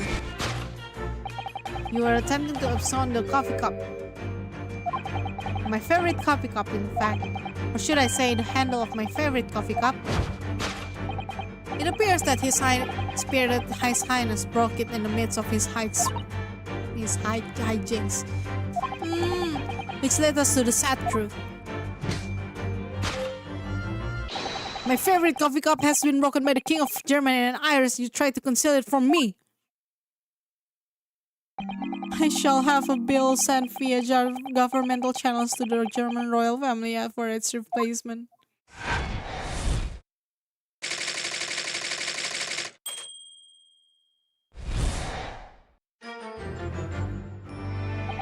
Thus conclude Sherlock Holmes' great deduction of this painful puzzle. He cute like that. Mit dem Schwarzbiergebot modend wie ein Feuerberg. With your silence as well, the fellows you feel warbling rather rings in the ears, does it not? Mr. Sholmes, I must say something this rather troubles me. Remy Susato, do tell. His Royal Highness doesn't appear to have moved his muscles since we arrived. And you haven't said a word either, Iris. If Mr. Sholmes has it all right, you might as well own up to it now.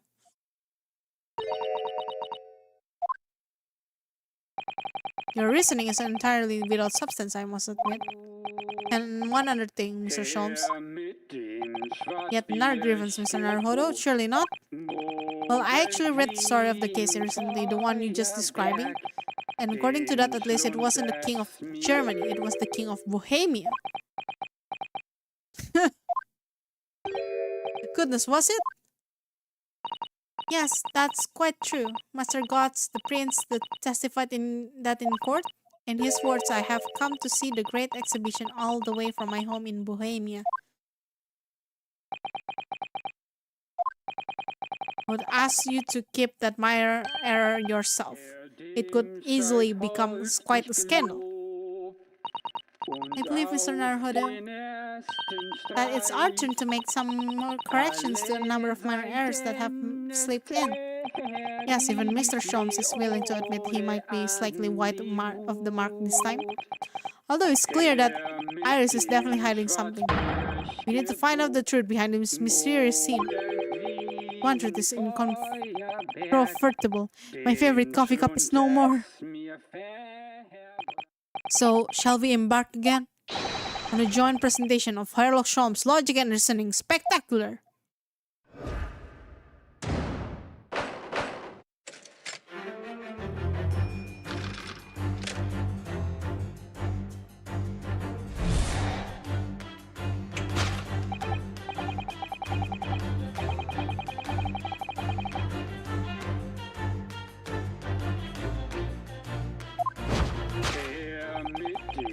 Schwarzbiergebot modend wie ein Feuerberg.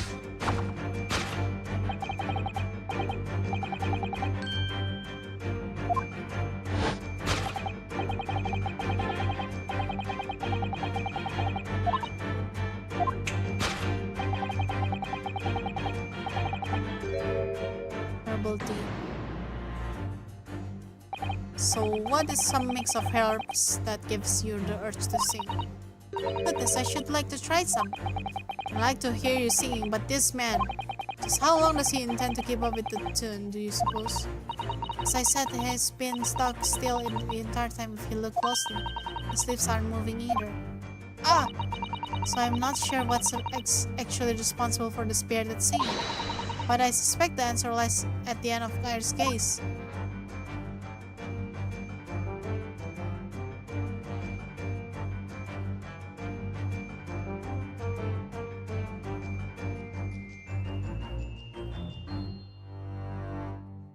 What's this one?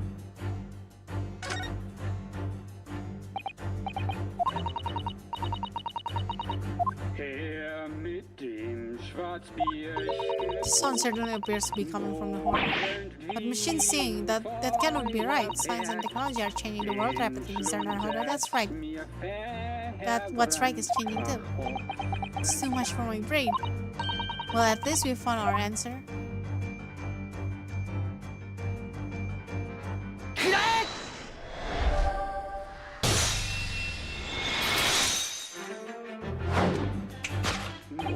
The reason for the man's mildly irritating mumbling is revealed by the germophone.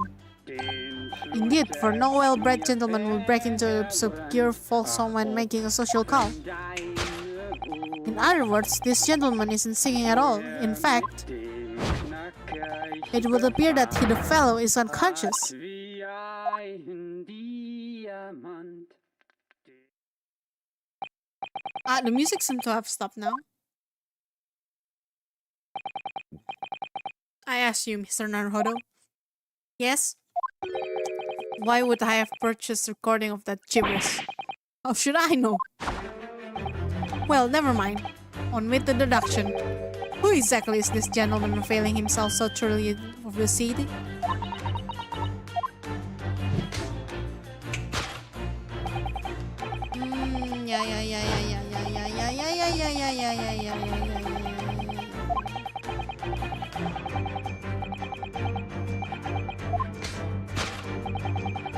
Yes, we already know this.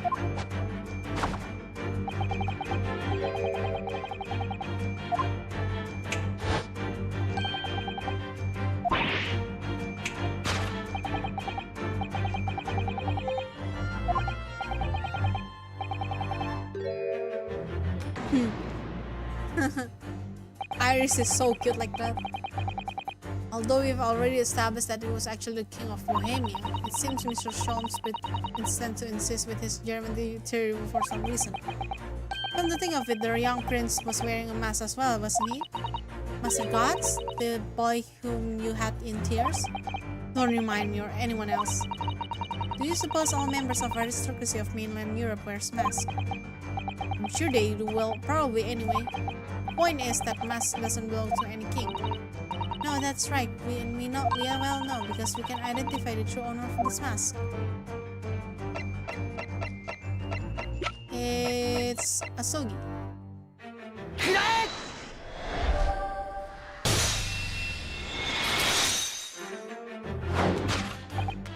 Yes, there can be no question the mask belongs to Kazuma Asogi. In other words, my memory is sublimely unreliable. Only you could try to make that sound positive. Kazuma's mask has been languished on his metal chest for several days, though that doesn't explain why the gentleman is wearing it now. But it does seem it's now a simple matter to determine our guest's true identity. After all, the gentleman is unconscious. We need to only excuse ourselves in advance, gently lift the mask, and peer beneath it.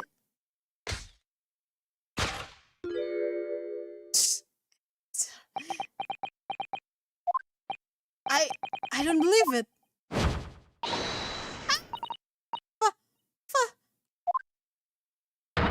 Father! I'm afraid, Miss Susato, you must be mistaken. No, I think it's not Mr. Holmes, Mr. Sholmes. And it would appear our logic and reasoning has once again revealed the truth. It's Mr. Pfister. It's my unconscious father, Eugene Mikotoba. Logic and reasoning, or just looking at and saying.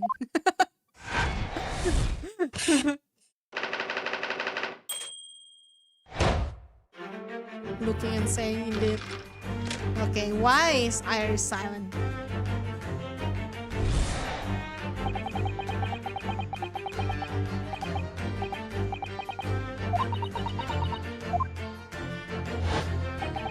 You're apparently in the science and unable to hide the truth.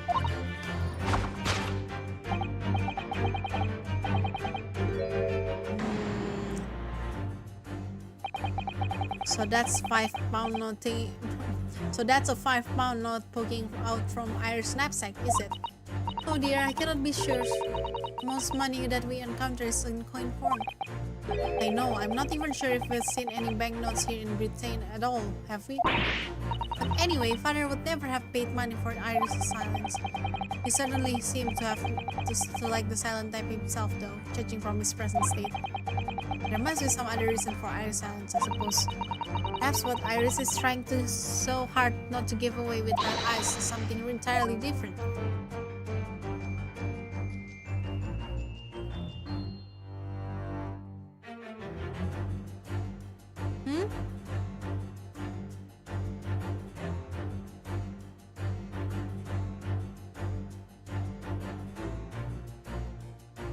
What is she looking at, actually?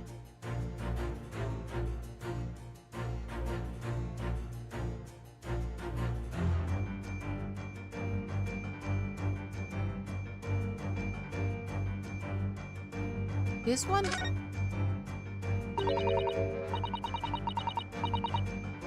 Oh, it's open!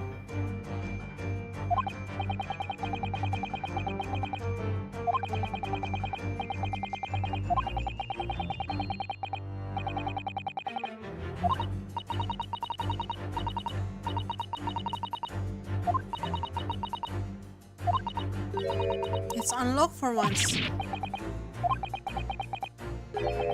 That's hard to ignore. Very. I've never seen that chest unlocked before in all the time we've been staying here at Baker Street.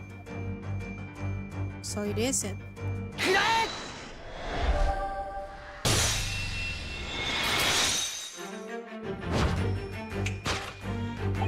Yes, the reason for your muteness is concealed inside that metal chest.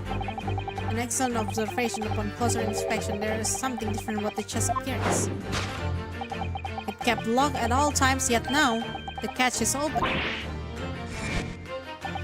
Evidently, this had something to do with your refusal to speak, Iris. And it's simply simple enough matter to incite you to speak, I'm sure. I merely need to open this chest. Will he open it? Here we go.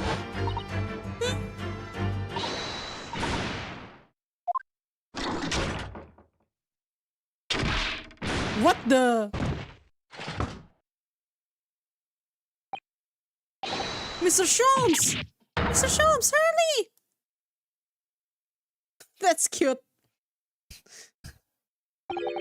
He's dead. Never! Oh, Hurley, I told you not to open it. So you found your voice now, Iris? In other words, what just happened clearly reveals the truth here. Yes, the real reason for your silence until now is somewhat different to the usual dance of deduction you performed with Mr. Sholmes, isn't it? Well, he's left me alone in the ballroom, so I'm going to have to dance this next part solo. And anyway, I need to get to the bottom of this for my own peace of mind. No then. Iris is an usually silent type, so... You mean you don't actually know the answer yet, despite knowing point finger before? Miss Osaka, sometimes a man needs to point his fingers first and think later. Oh well, if you say so, I think we'd better examine Iris closer and try to rescue the situation then.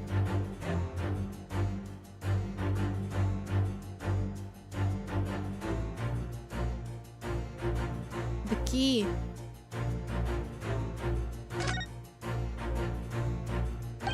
That's the key she's holding. Look, I'm sure that wasn't in her hand before, was it? No, you're right. It appeared as if by magic. That's strange, a big old iron key. Where that material is from?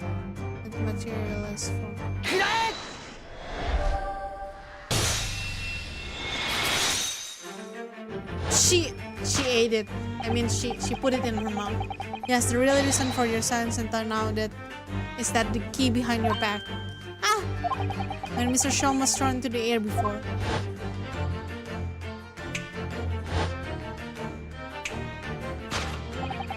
Just before you call and try to stop him, you slip something out of your mouth.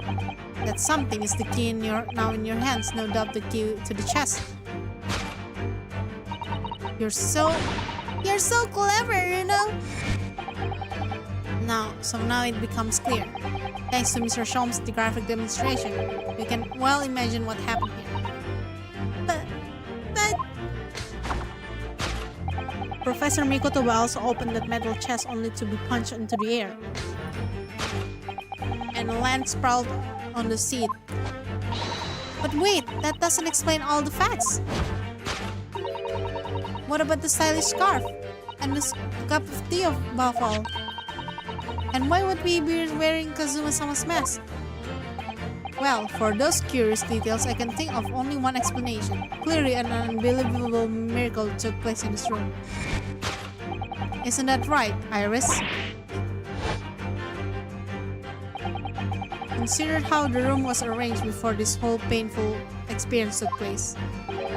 When Professor Mikotoba opened the chest completely unaware of what's awaited him inside.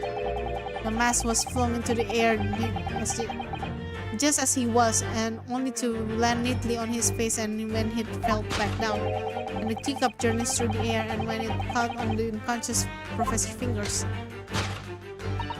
You mean to say that the stylish scarf is actually just a tablecloth? This is the great detective's office after all, a place of miraculous deductions.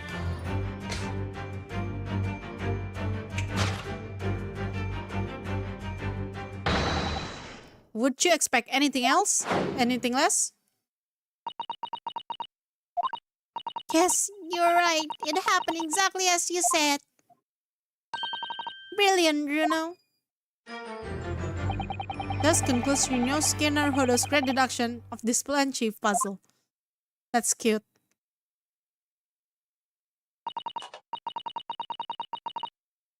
So then why don't I make a fresh pot of tea for us all?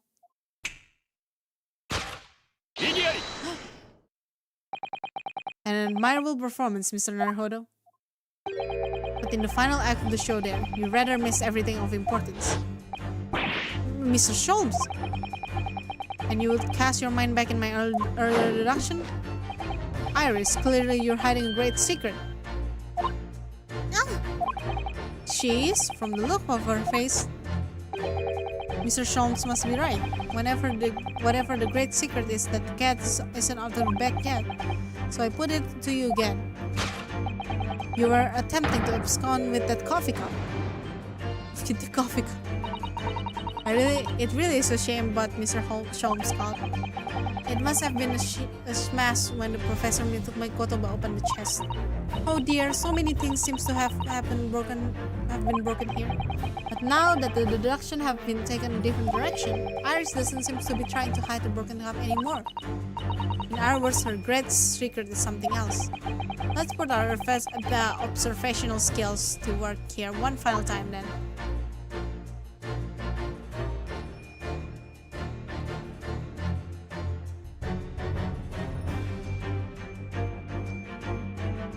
Oh!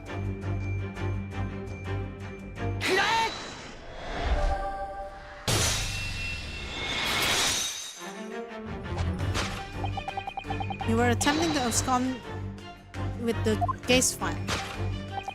Iris, as you know very well, nothing escapes the attention of great detective. Oh no!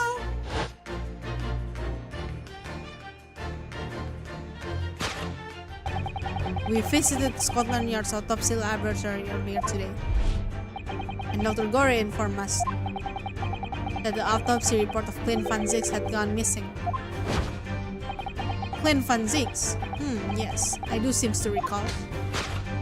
That some years ago I asked to see the report in question. You were with me, weren't you, Iris?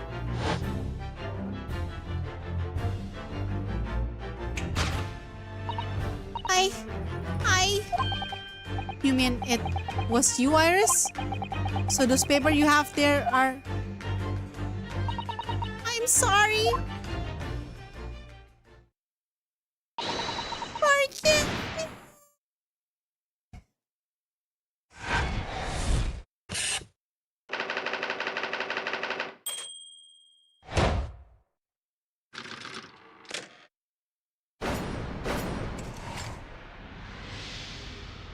So she was the one who stole the case file of Clint Van Zix. In truth, I would like to have thought I could have predicted the booby-trapped chest. But it caught me completely off guard. I was nearly delayed consulting Detective Sherlock Holmes. I'm sorry, Hurley.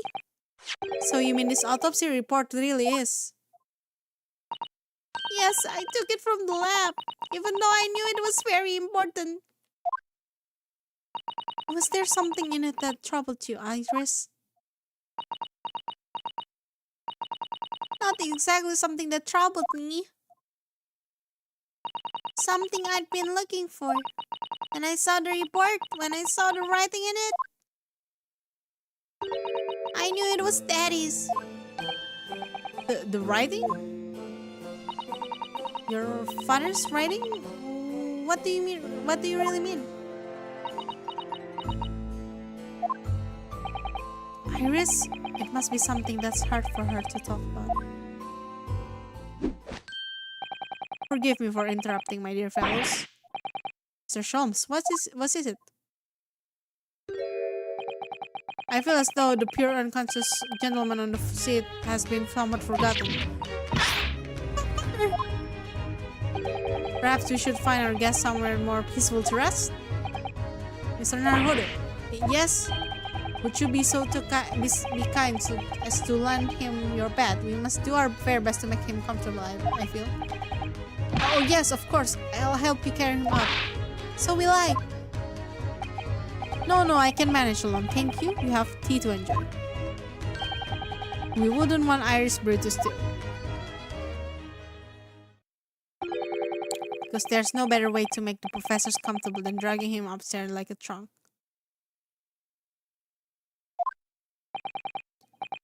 I wonder, perhaps that was deliberate.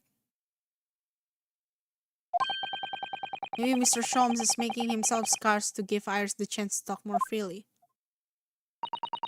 We must use this opportunity to talk with Iris and find out what's going on.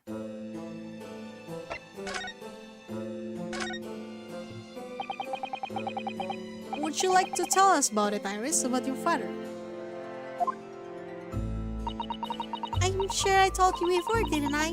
That Daddy used to be Hurley's partner. Yes, and that notes about all the cases that you solved together are kept inside the metal chest. That's right, Hurley told me, you see. He said that Daddy's somewhere far away now, so we cannot meet. That's one way of describing it. Then, when I secretly unlocked the chest and read through the papers inside, I started to build a picture in my head of what Daddy must be like. Well, that's only natural. You're just like any other girl of your age. I read that Daddy was professor of medical science, so I studied and took my degree too. Well, that's only natural, I suppose. In that respect, you're not quite like any other girl of your age though. But there was one thing that I could never find out. Daddy's name. His name wasn't anywhere on any of the notes that he'd made about his work with Hurley. But then one Monday, that's what happened, is it? When you saw the autopsy report, you finally managed to work it out. Is that right?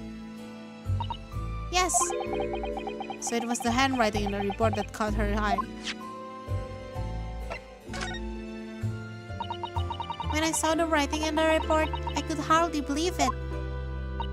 I know that handwriting. I thought to myself. Because it was the same as the writing you'd seen on your father's case notes?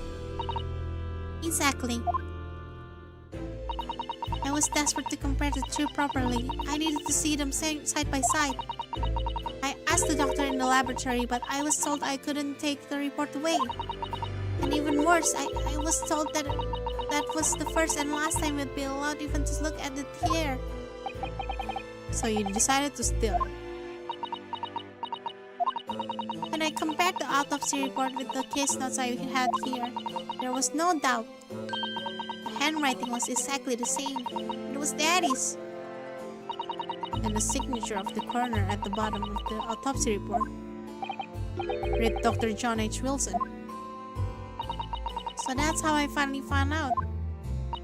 I learned Daddy's name at last. I see. Ever since then, I've called myself Iris Wilson. And that's also when I had the brilliant idea of writing stories all about Daddy's exciting times with Hurley.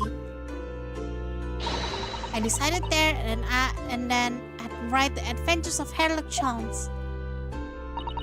Oh, Iris, I had no idea the stories had quite such deep personal significance for you. I can see why the autopsy report was so important to her now. And why she was prepared to break the law to get her hands on it.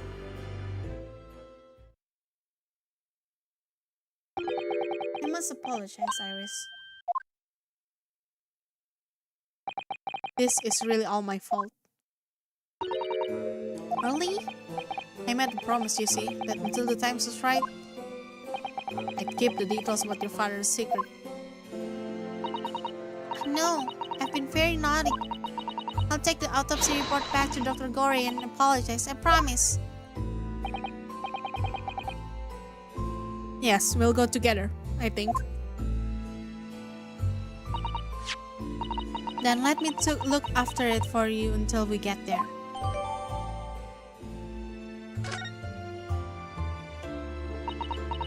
Wait, let me look at it first. Oh, he's still 33.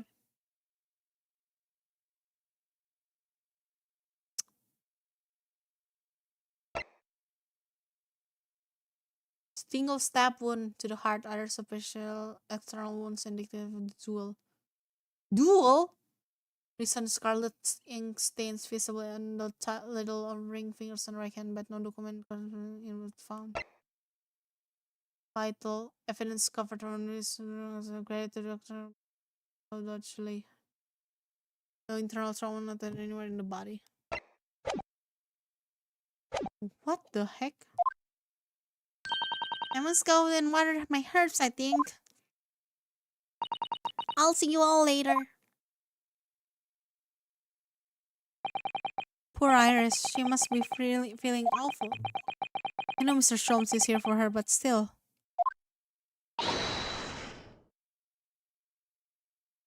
Ah!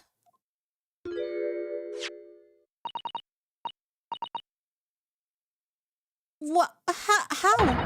What's the meaning of this, Mr. Sholmes? Mr. Sholmes?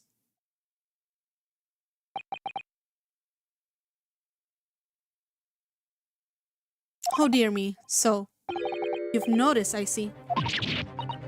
But that would mean... What on earth is the matter, Mrs. Sato? You've turned as white as shit. It's this autopsy report, Mr. Naruhodo. The one from 10 years ago. The writing isn't Dr. Wilson's at all. Huh? What do you mean? How could you possibly know that? Because I know this writing very well. This writing is my father. What? What? Professor Mikotoba's? He did, it's true. And now you know.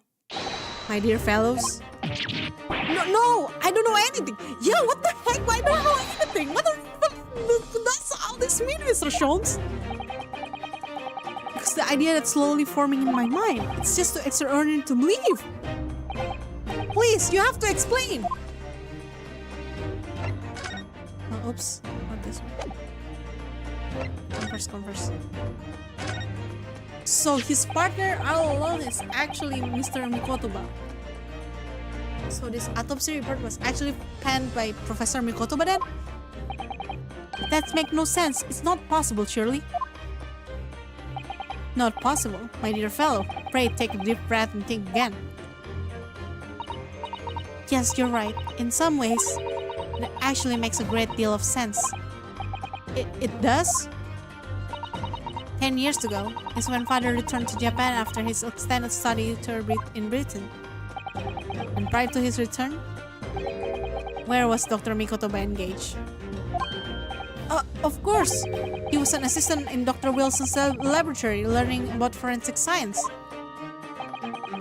And as an assistant, he would have aided with the dissection work, making detailed notes, which would be assembled into full autopsy report. Once the work was complete, the head coroner will check the contents and put his signature on the document. In other words, the only writing of Dr. Wilson's in the report will be his signature at the end. I see. So Iris got the wrong end of the stick, you mean? She saw that and assumed the whole report had been written by Dr. John H. Wilson. Which is very understandable, of course. What a complicated situation.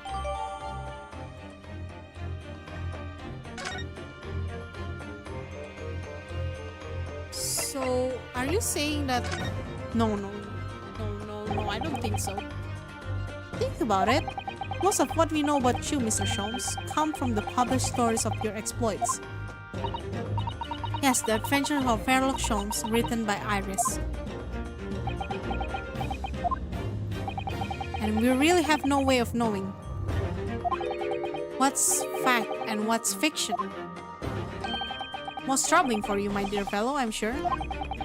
So what about this supposed partner of yours? Did he really exist or not? Ha, you've come straight to the point, I see. And please come straight to the answer. I believe Iris explained it in one of our installments. He was a trusted comrade and the only person I could truly have called a friend.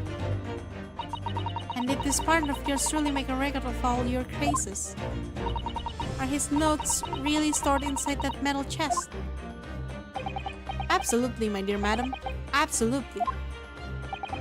So, where's your partner now? We rarely meet. You see, he lives on the other side of the world. It's his father. But if this autopsy report and the records of all your old cases were penned by the same hand, and if that autopsy report was written though not signed by your famous partner, there would be only one logical conclusion. It's Mr. Mikotoba. It's Eugene Mikotoba.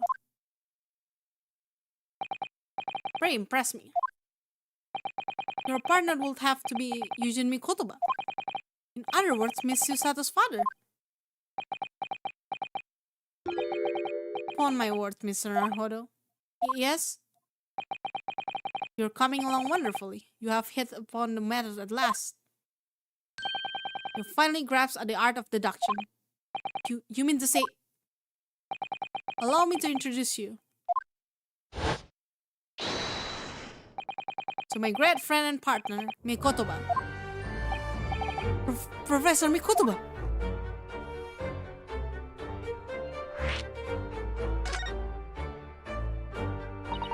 Does this mean that you're the real Dr. Wilson?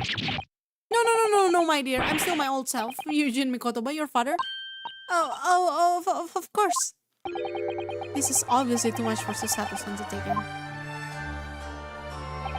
I must say, though, how my old friend has attained worldwide celebrity as a great mystery solver and it's the greatest mystery of all. I still remember the first time we met. Ray, remind me, what was it again, Mikotoba? 16 years ago, Sholmes. Ah yes, quite. 16 years ago. I just arrived from Japan with Seishiro and Genshin. Wait, how old is...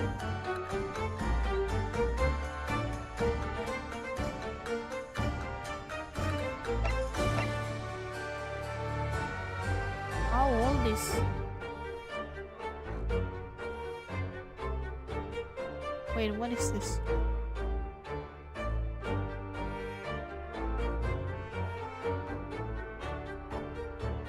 R? He's 34. That means 16 years ago he is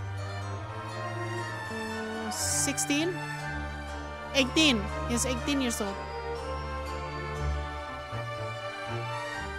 He's 18 years old. Oh my god.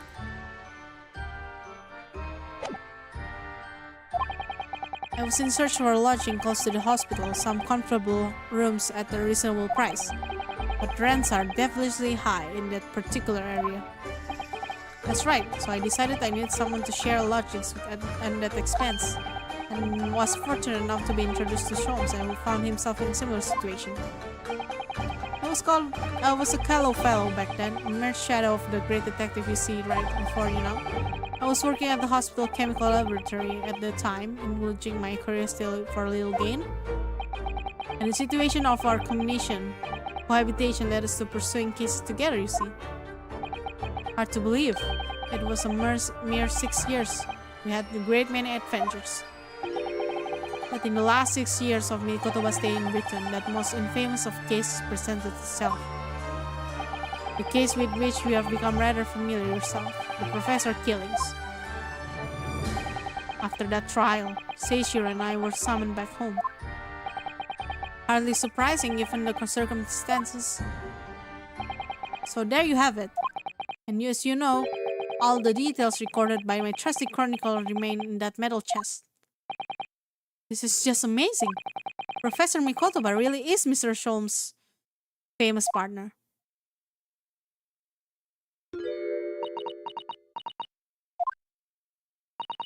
Father. Goodness, my dear, what a cutting look. As your daughter, I'm very proud to learn that you are the great detective's great partner. But nevertheless, there's another mystery that I really must ask you to explain now. Who is Iris' mother? Iris' father? and that is... You know very well what it is. The unresolved matter of Iris' father. Oh, of course, I almost forgotten about that one. I should have seen this coming, I suppose.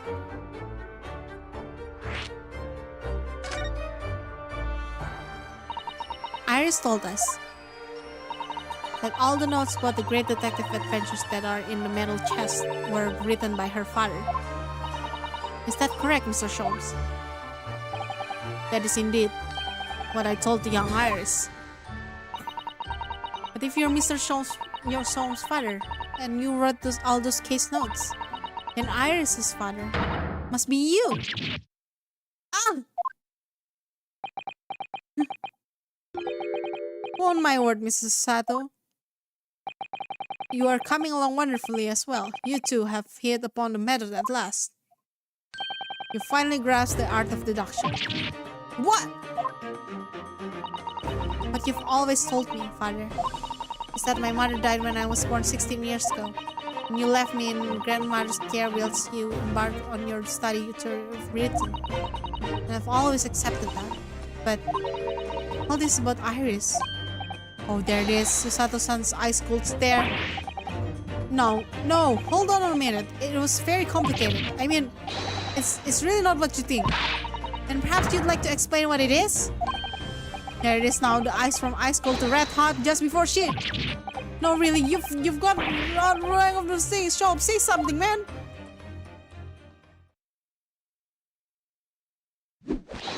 That's quite enough, my fiery fellows. Mr. Sholmes, when did he get all this up?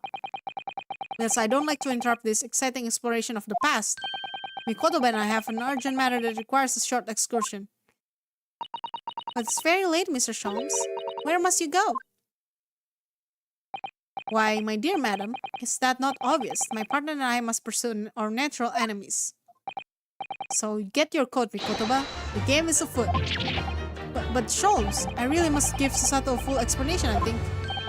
Later, my dear fellow, later. Our carriage waits downstairs already. You haven't changed one iota, have you? I mean, really, I've visited our home over 10 long years, and when I opened that chest in a fit of nostalgia, I quite unexpectedly passed out. And as if that wasn't enough, when I eventually regained consciousness, I plunged straight into all this. Father, please. Go with Mr. Sholmes now. What? I've no doubt that whatever happened, you were acting in everyone's best interest. I trust you. Completely. Susato. And sending the great detective and his great partner off on renewed adventures together. It's more than I could have hoped for in my wildest dreams. Very well then. We'll speak again later. So, I believe your own work is done for today? We wish you the best of luck for tomorrow. Yes, Naruhodo. Good luck in your battle. And in reaching the decision. The decision? But whether to go back to Japan, I suppose. 今日は So much あま happened りに that も day. いろいろなことが起こりすぎた。しかし後になって僕たちは知ることになる。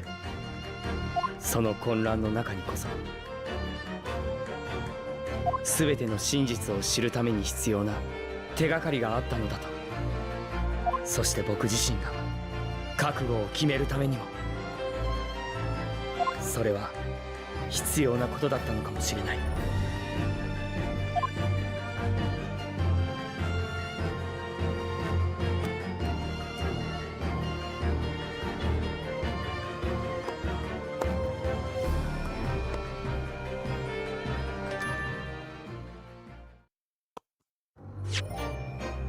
That was pretty good.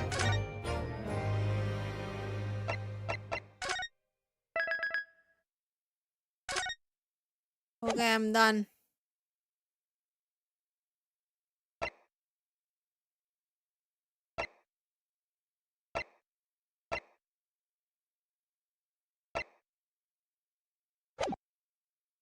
Yes, for now I'm done.